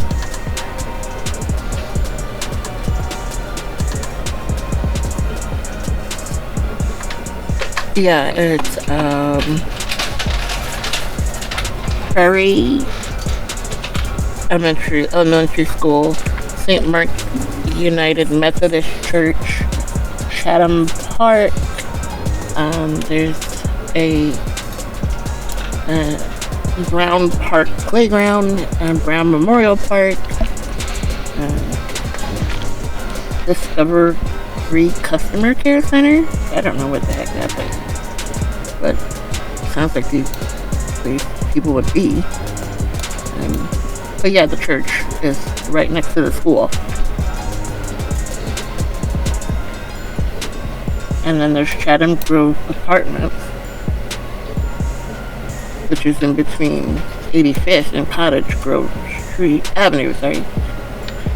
Does the church or the schools have a website with employee pictures? Yeah, usually they kind of put that stuff on the internet. So, and she will click on the website for the school.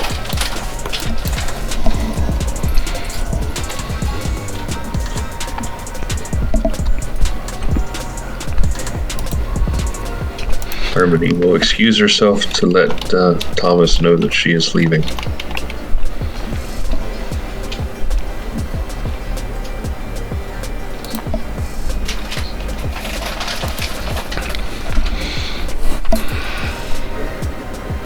Stepping away, leaving Hazel and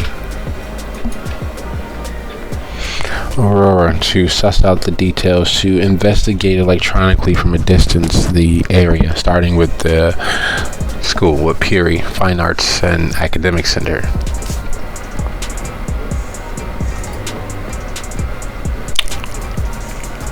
You find Tom waiting, not quite pensively, but clearly his attention is still focused on you and your friends.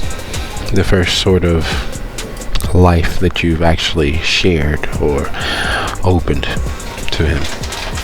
More than just the warmth of your skin and the way that magic seems to follow you. In one of his more, for him, caustic and cantankerous moods. But for anyone else, is a calm, quiet ribbing, sharing a joke. He called you the depressive pixie girl, the magical girl that sets the male lead on the right path, lets him know that magic exists, and if he just trusts in his feelings, everything will work out through a chaotic, hyper-realized adventure.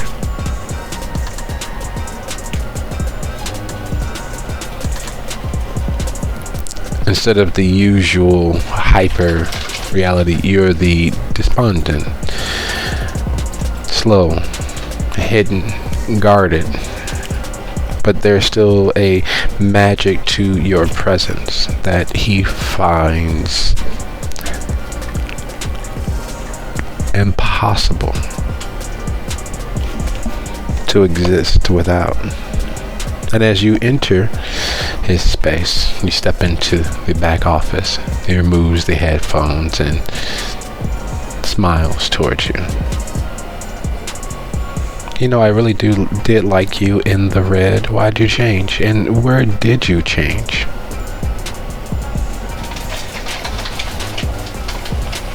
Are you sure I was wearing the red? Yes. Very much so.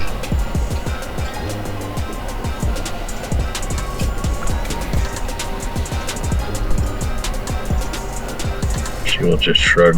She doesn't have a good lie ready.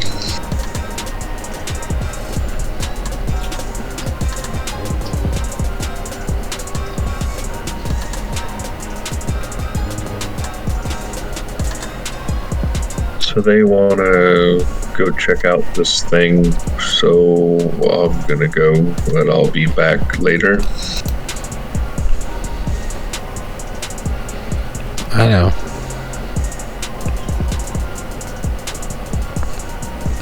Are you okay? I think so. As long as I know that you're always going to come back to me. I can deal with you leaving. Why would you think I wasn't? Because sometimes it's almost like you're a different person. Sometimes it's like you're experiencing this for the first time. And I know it's you. I know you're still in there, but some days, some nights, you're really, really present and involved. But it's still you. It's like the bizarro version of you that forgot to be bizarre. You're warmer. You smile more. And then other times, you're guarded. You hide right in front of the face, right in front of the eyes. You disappear.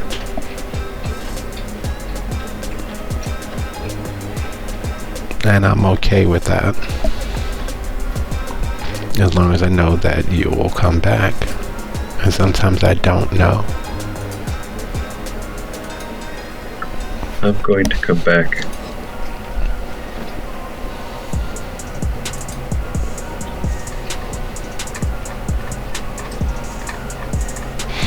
I have trauma, you know, we've touched on it, that I have to deal with. Maybe one day I can let you know about it fully, but I'm not ready to do that.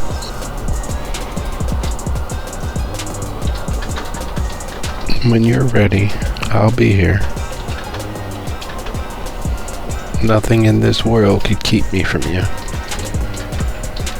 Nothing in this world can stop me from waiting here for you. And as you all look at the staff, or at least what they show of the staff for Peary Fine Arts, there is a slightly disconcerting realization that's impossible to miss. You're not sure how schools are built and how they're designed, and one thing you are sure of is that they have over 30 positions listed, all neatly and in order, starting with the highest numbered class down to their support staff, over 30. And then every third or fourth listed class doesn't have a teacher. There are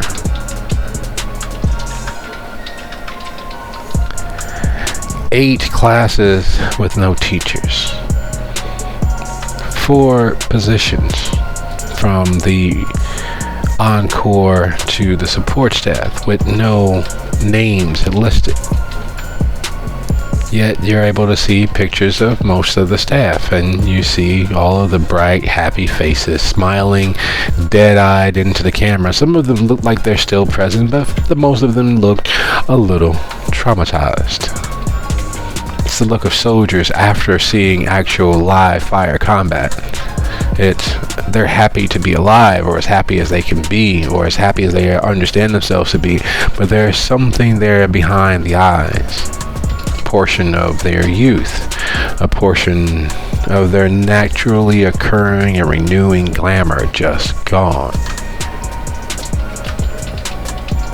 And while every name is a Miss or Mrs.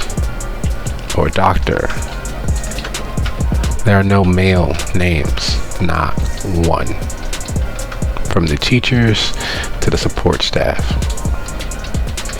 That yet you see in some of the pictures, security officers, janitors, custodial engineers, but not one male name listed. Not one masculine anything. Anywhere you can find, from the about the school to the local school council to the staff directory, all of the events listed, even the student portal, there's not one masculine or male name listed.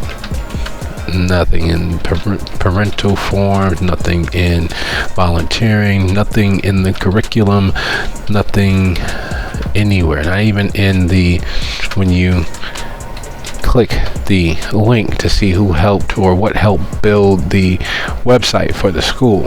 Not one male name anywhere.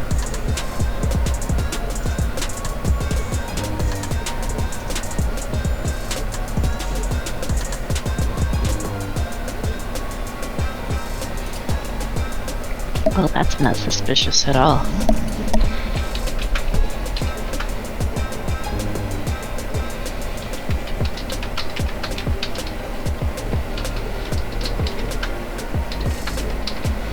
A bit creepy if you ask me.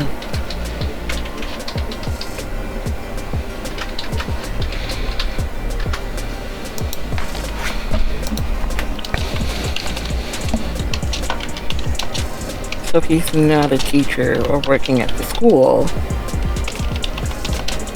The church, maybe. He'd have to be in a position where some sort of he has power. access and they would trust him. So you click the link for the church, and you bring up St. Mark United Methodist Church, Chicago, Illinois. It has a lovely, inviting website. It starts with a aerial tour of the downtown area. You can see Buckingham Fountain, you see the Sears Tower, you see the classic Chicago bungalows on one of the side streets. That looks like St. Lawrence, to be exact, for those of you who've been in the Chicago area for a while. And then you start looking at all of the pictures offered, all of those in their robes with their collars and ties and suits and dresses and dressed to the nines, and the pastor, or you think is a pastor, and the choir director clapping and singing and ministering to the congregation. So then you go over to the pastor's corner,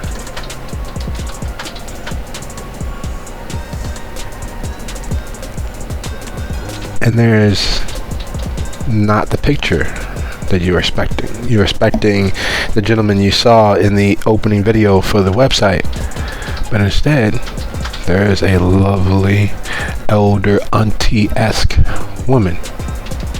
You say maybe that's a mistake, and you click on the about page and start going over staff and leadership, and there's the honorary reverend listed but no picture. And then every other person listed in the staff and leadership of the church is a woman. Every single solitary person, including the musical, the administrative, the custodial, the security for the church, all of the ministerial are women. You say, maybe it's got to be a mistake. Maybe the website isn't finished. So you click through the website. They have the worship, congregational care, community presence, all of their offerings they do administratively for the church and the community. There's a place where you can learn more about the ministry, fill out your information, first name, last name, email address, and what you're interested in learning about. There's the testimonies as to how great the staff, the leadership of the church are, what the church has brought into their lives. Everyone dressed in their absolute best. Everyone dressed to impress. But there's not one male face, not one male presence.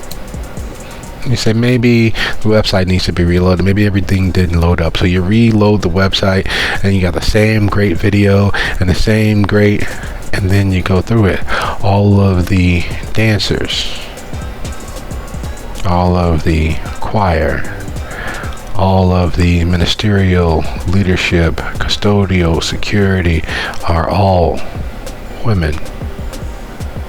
All of the calendar events and how to connect with them lead to or point towards a woman. There's not one male presence.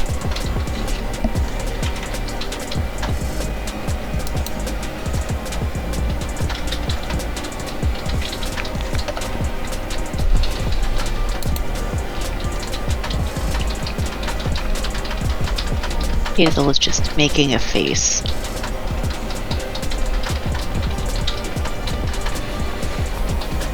I mean, is it possible he's like you, maybe? He can change what he looks like?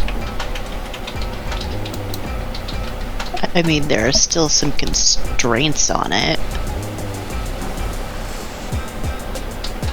Okay, so it's not the church or the school.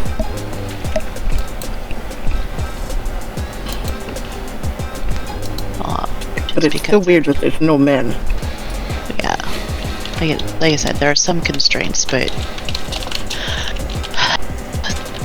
there are some that have learned more than I have, that can have multiple appearances. But I've never known anyone to have that many. Regardless, I think those are probably still two of our best bets, because he would need to be in a position where he has access to the kids and they would have trust in him. Easily guided. Actually, I know you know more than I do about these whole story things, but thinking about it, why would Odin surround himself with women? What were the most powerful women around Odin's job? They were warriors. Valkyries. Exactly. They carried the dead warriors to Valhalla. So maybe that reverend guy that they don't have a picture of, or the reverend, sorry, I can't assume gender, that they don't have a picture of, is really the Wednesday behind it, and then the rest are his Valkyries, his warriors, and they're helping him corral the children. Possible.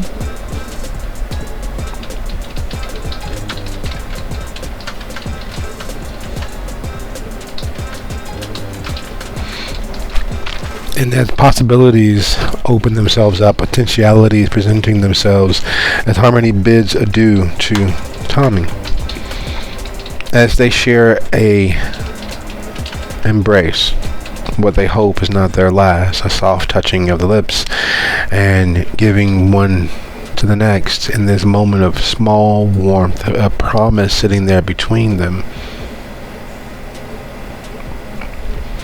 As Harmony turns to leave, pulling away first, as is always her way. He says goodbye in the only way that really matters. Doesn't say something as trite or something as accustomed as I love you.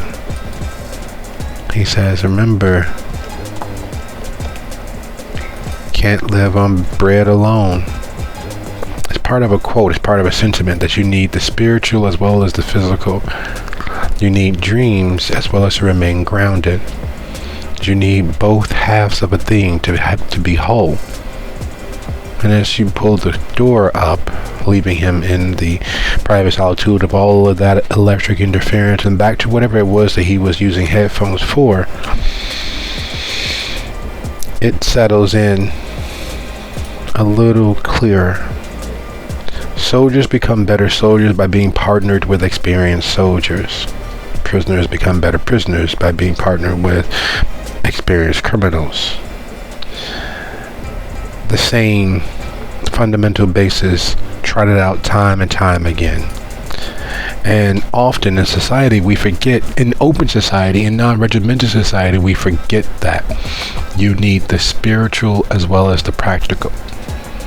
You need the experienced as well as the non-experienced neophyte newbie to maintain cohesion, to build trust and teach how things are actually handled on a day-to-day basis.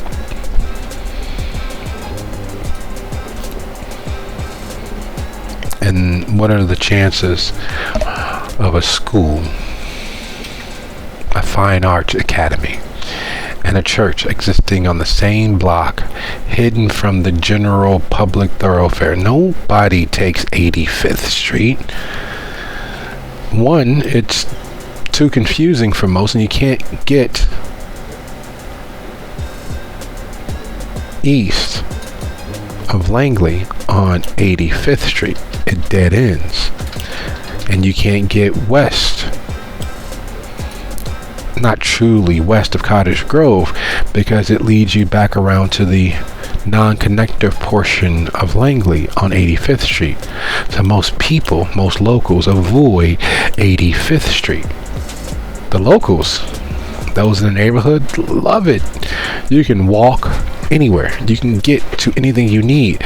There's Mexican food, there's the school, there's the church, there's the park, there's job opportunities because the Discover Customer Care Center, the CSR factory, is right there. If you live locally, you can walk to work and act as a customer service representative for a Discover card company. You can leave and get your test for various illnesses. You can get a bite to eat of all sorts of things. You can do your shopping. You can better yourself physically at the gym or with your looks at any number of the barbershops or hair beauty salons and hair supplies. There's local branches of banks. There's doctors and dentists. There's places to connect with the rest of the world if you really need to. The train station is a few blocks to the east. Or if you're driving, you can make it to the Red Line, a few blocks to the west. There's more than enough places in the neighborhood to physically get out, do a little jogging, do a little running, take in nature, and never have to leave the neighborhood. It's its own little city, with this being the central business district of Chatham. If you live in the area, 85th Street is one of the best kept little secrets. You can get to the back of anywhere. You can get anywhere walking. You can get anywhere driving via St. Lawrence or Rhodes or Vernon or 87th or 84th. And if you're not local to the area, it would show.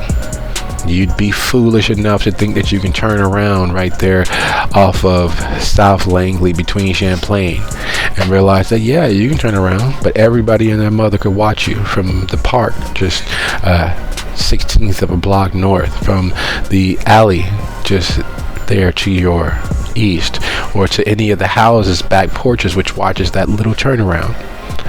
You could easily get lost in the back alleys leading to the Discover Customer Care Center. You make yourself stand out as a tourist to the area. You make yourself a potential victim, if needs be, or if they simply need to avoid you. It's a city unto itself that takes care of the spiritual as well as practical needs of its denizens.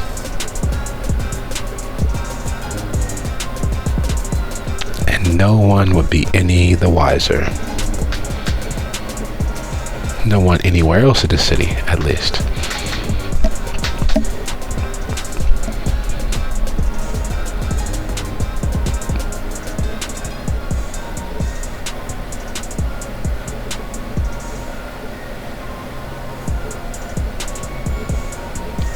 So it seems like that location makes the most sense for him, and that's probably where we should head. But when we get there, there's probably going to be resistance.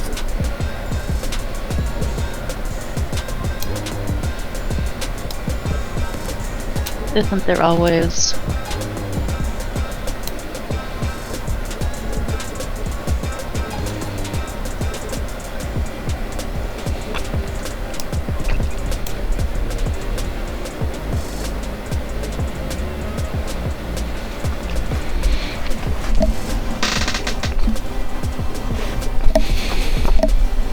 Sorry, what are we talking about? She says as she returns. We think we found probably the best location.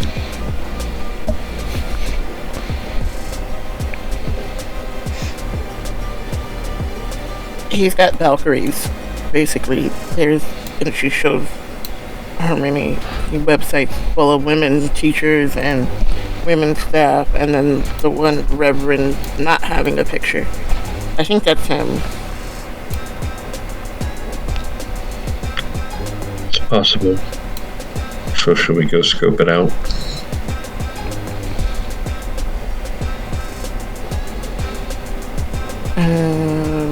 Short. Aurora says, can we stop by my house real quick? I want to change out of its bright colors and put on something darker. We're going to be like ninja skulking, because obviously I stand out in this. He went to dress down as she looks down at her clothing, which is already fairly dressed down.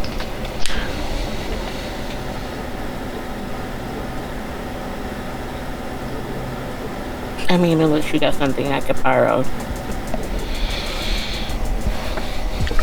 I don't know that anything I have would fit you. I think there's a pretty decent height discrepancy there.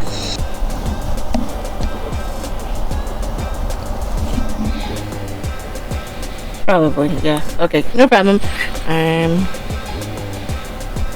Yeah, we just went past my house real quick, and then we can get headed there. So I guess that is the plan, and we'll head for the door. All right.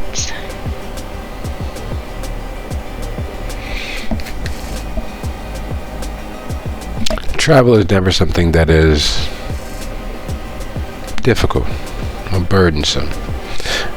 Not in any urban center. Not in any actual city.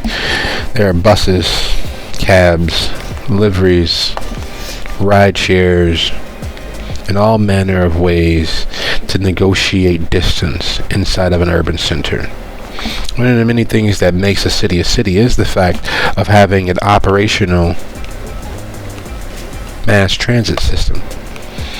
It is the lifeblood of what separates a city, a metropolis, from most other city-like environments. You're never really a city if you don't have an operational public transportation system. You're able to see the world go by in the congregation and fellowship of your fellow travelers, and for the most part, public transport is fairly safe. You can get a few issues here and there, but for the most part, it is in fact very safe. So leaving Harmony's place and traveling this short distance to Aurora's, as you all get there, you're approaching its usual 3-story brick facade, with the first floor being a store on the street facing side and an apartment in the rear facing side. The owner, the landlord, is just locking up, and he pauses. Why are you back so soon? You literally just left. And thank you for paying in advance for the next month. Though I thought we were going to go with the electronic setup.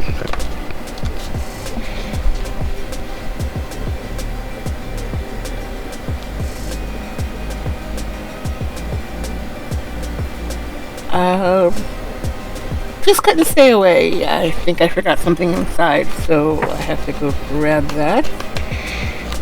And I mean, I just wanted to be absolutely sure that you know that I mean it when I say I don't want to lose the place anymore. No, I believe you, and thank you for the letter the other day. Anyway, have a good night. Don't bother the neighbors, please. I wasn't bothering her. She's bothering me. Did you see the trash she left outside?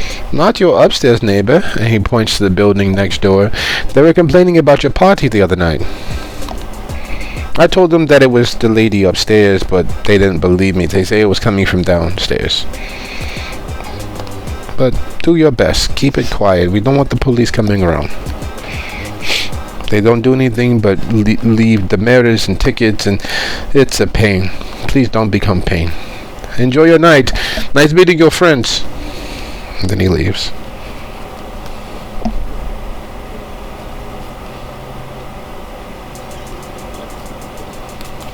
Aurora looks at the other two, honestly perplexed.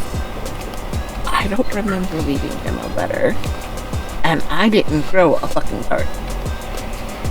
Some things aren't adding up. I don't remember leaving in a red top.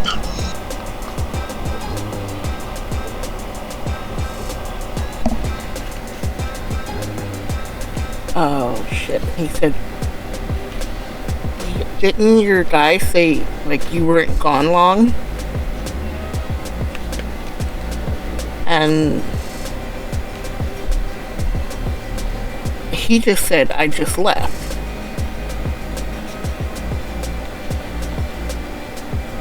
So is the other version of us still around? Maybe? I mean, Kira... That would make sense as to why the red shirt. Kira did say something about how fetches are created, maybe, with the time loop warp thing.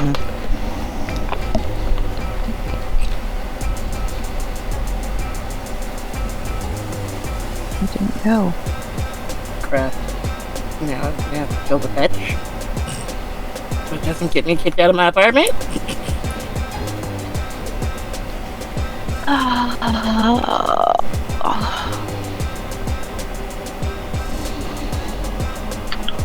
Focus, gotta focus. And she runs inside to go grab clothes.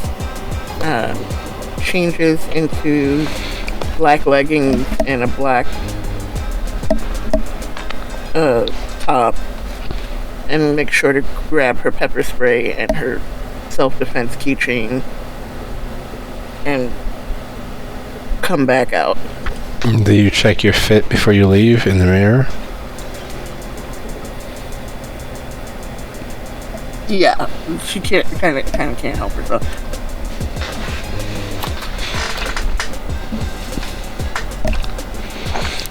It's funny how many different ways people have found to check themselves out. First water, then several other polished and beaten metal surfaces, and finally settling on the idea of a mirror. And then cameras, of course, which are basically just mirrors themselves of various stripes and intensities. So as you stand there, giving yourself a quick once over, making sure that your shirt is flat, the jacket is perfect, everything's hanging where it needs to hang, everything is not hanging where it doesn't need to hang, and your clothes look nice. Would you be so kind as to roll your presence, your occult, and your word?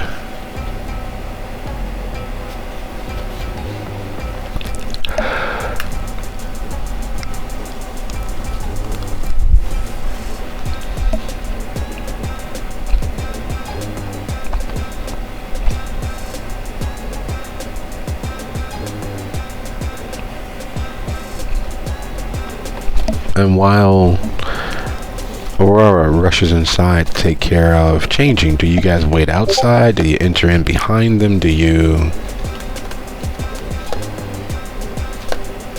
loiter? Assuming we weren't invited in, probably just loiter.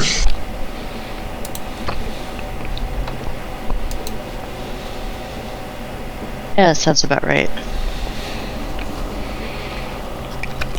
Magic has a flavor. It has a smell. It has a sound to the ears. Magic has a presence all its own. And while, yes, there is everyday magic all around you, slipping between the banal moments of paying the bills or deadening oneself with some electronic fast food, sitcoms, reality TV, things that inure you to not just the world around you, but to your own life. Magic, the big capital lettered version of the everyday stuff, has a feel and a presence all its own. So as Aurora heads inside down the hall towards the back rear apartment where she resides now, the stench of magic washes over you all. Comes crawling like 100 angry ants across the skin, causing the hair to stand up. It comes like a stiff wind in the middle of a summer day, bringing with it the promise of an Arctic blast. It is just suddenly there. And as it begins to weigh down on you like clothes soaked hundreds of times over in a storm, what is it that you all do?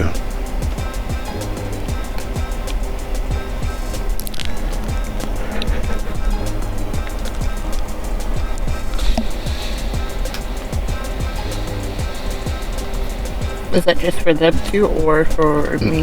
Them. It's just outside. Probably not a good thing, is it? She will crinkle her nose.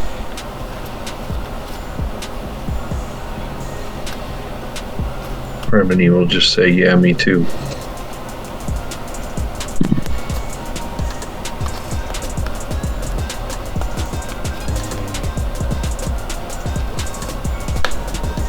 And then we'll look for danger. What's in the...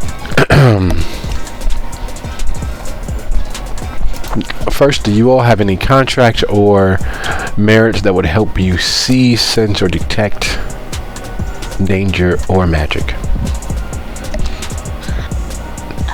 Let's see. I have hedge sense, trained observer,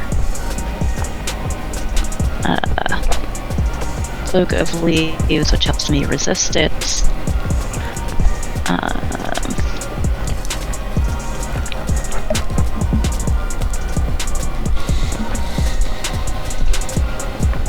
Nothing contract-wise, though. I got nothing. Okay.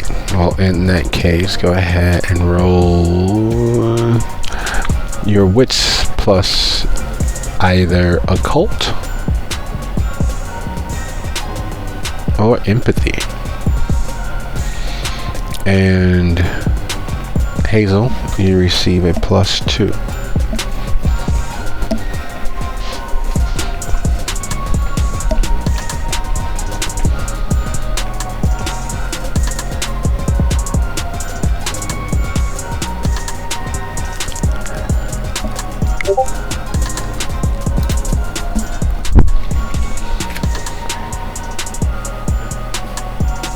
Well, now.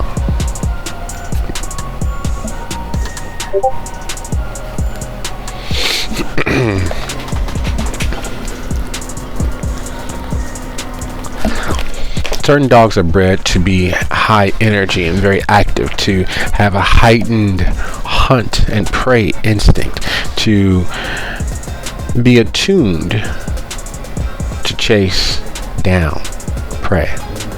Part of that similar idea is there at the core of who and what Harmony is. So much so that her armor appears around her, her ears growing longer and pointier, her hair disappearing back into a severe high ponytail so that she might fling herself into battle. And her sword, her rank of office as it were, appears in her hand in response to the sheer overwhelming depressive malevolence of the energy of that particular magic wafting over you. While she has been calm and placid in the definition of an ice queen, instincts are instincts and they are almost impossible to ignore.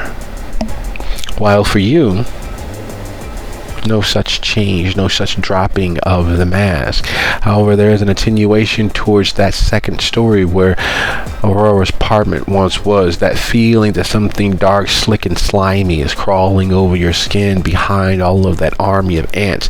That something irreversible is in the offing. That some fell magic is being worked, and not just worked diligently, worked to the point that it's spilling out into the street, that is wafting off of the place like cell signal from the 5G towers that are designed to give the frogs gay hermaphrodism.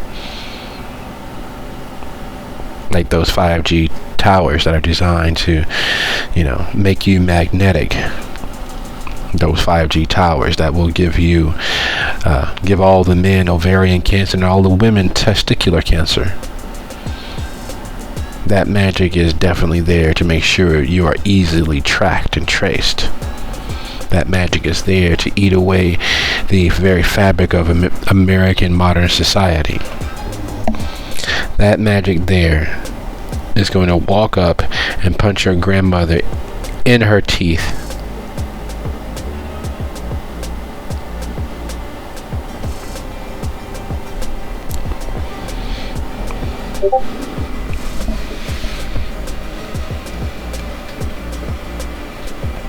Hazel will frown and then look at Harmony and arch an eyebrow.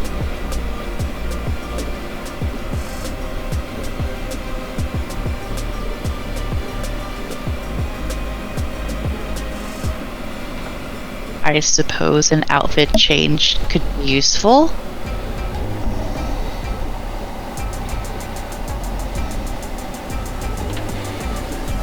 I think I'm the main one.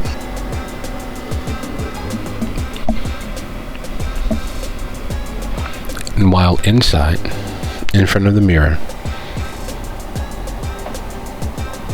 you see one of the oldest, longest running temples to sin. You see the succubus. Its gray castle-like facade, its driving base, its 4 levels of pleasure. And you're seeing it first person. You see the line stretching around and down the block. You see that side entrance into the maze where you know the real partying happens. And you move towards that door. Because the securities are typically less of a jackass. They're typically less full of themselves. And if push comes to shove, you don't have to bribe them nearly as much as those on the main door. Or the one watching the employee entrance at the back of the building. That side door down into the maze is literally like taking on the role of Orpheus and sinking into the underworld to save that which matters to you.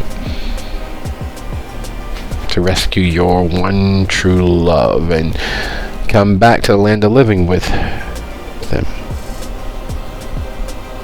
And as you make it to the door, as per usual, the bouncer is flirting with you. Leans in a little bit and says, you can't hear him over the noise, something about good to see you again. But you haven't been to the succubus in a while. It's been, well, clearly at least 6 months, but before then it had been nearly that long before. It is an institution, yes, but it's so filled with drug heads and dealers that some nights it's just not worth the hassle. You just want to have fun and dance, and as you return the favor, resting your hand against the bouncer's chest, and you're sure you're smiling. You're not sure how you know you're smiling because you can never really see that in the mirror. You're not sure why you're seeing what you're seeing. And you all exchange words lost in the bass, and you enter into the maze. And you see Harmony in her business suit, the bright white open collared shirt, her business suit, her gladiator's armor, what?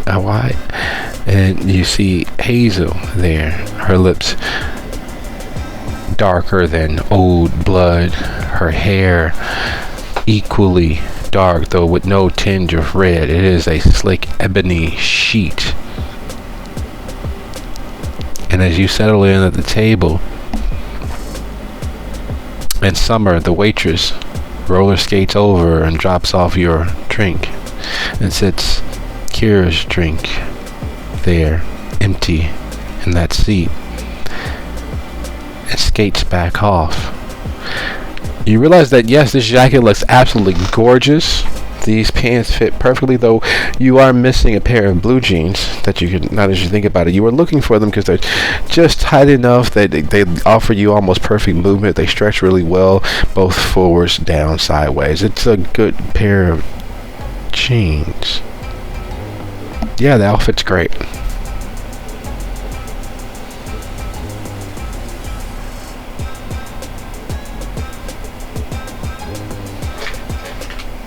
It is definitely like a disorientation.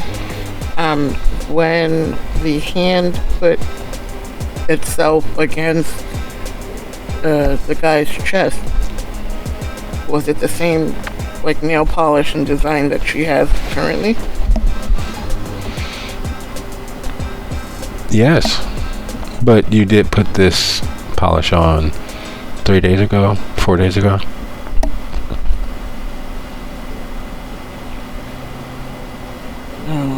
I don't like this. And then she heads for the front door again of the place and locks up behind her, looking for the other two. The moment you step outside, that same magic of when you all were standing above the Vive up there in your apartment hits you like you've been sucker punched. Like someone tried to take your head off and you didn't see it coming. Enough to stagger you a little. Enough that you have to pause and catch your breath. There's enough wattage coming out of that upstairs apartment to light up the city for at least 3 days. There's enough wattage coming out of that apartment that it feels like it's crawling through your clothes and giving you the most thorough frisking and pat down that you've ever had. And underneath all of that sheer magical wattage is an depressive Eeyore-like woe is me. Like you've heard the the sad tale of Eeyore hundreds of thousands of times. And while you know it's okay to not be okay, what that is abrasively antagonizing. It's a person that has one of the best lives you've ever known and always complaining about what they don't have. It is the antagonism that lets you know that there is malevolence behind it, directed at your heart and the heart of anyone willing to spare an ear. Harmony is suited and booted in their battle gear, their actual gladiators' armor is around them, their knight's armor, the sword in hand, and Hazel is trying not to take and strike a hero's pose, but you're sure that if no one had been there, she probably would have done a 3-point landing and tossed her hair back over her shoulders.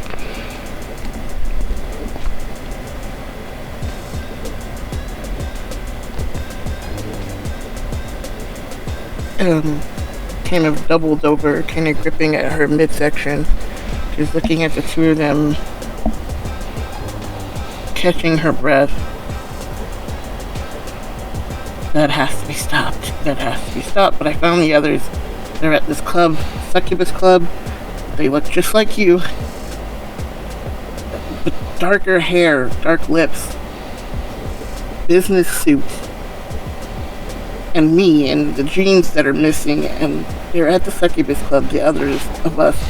But this has to stop.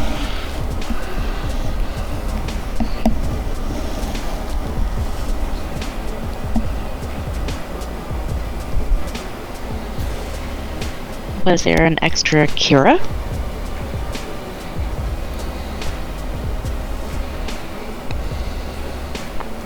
He added there was a cup for Kira, but I don't remember seeing them sitting at the table.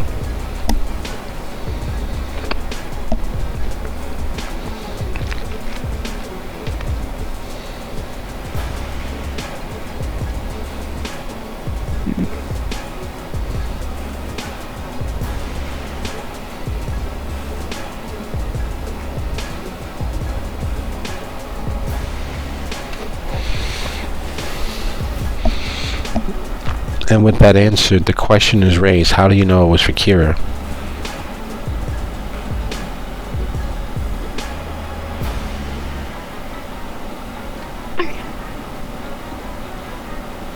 The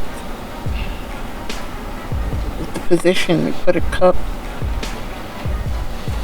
in front of your other side and your other side, and then there was another cup that was across from me. It wasn't for me, and it was what they would usually drink. It's starting to get fuzzy though. Going past so fast. I don't know. I just, by instinct, I knew it was for Kira. Alright. Hazel will just concentrate for a moment, and does she sense one Kira or does she sense two?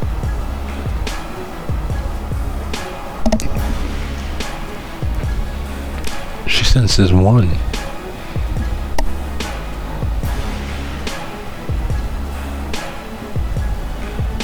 Alright, she will pull out her phone and call Kira.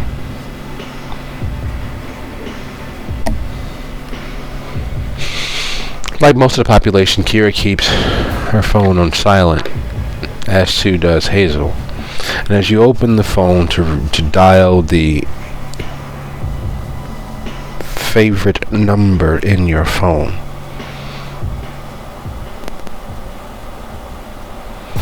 and it feels as if the weight of the world depends on whether Kira picks up or does not. And the night does what the night does. I'd like to thank you all for a lovely episode, and I'll see you guys next time. Good night, everybody. Good night. Little.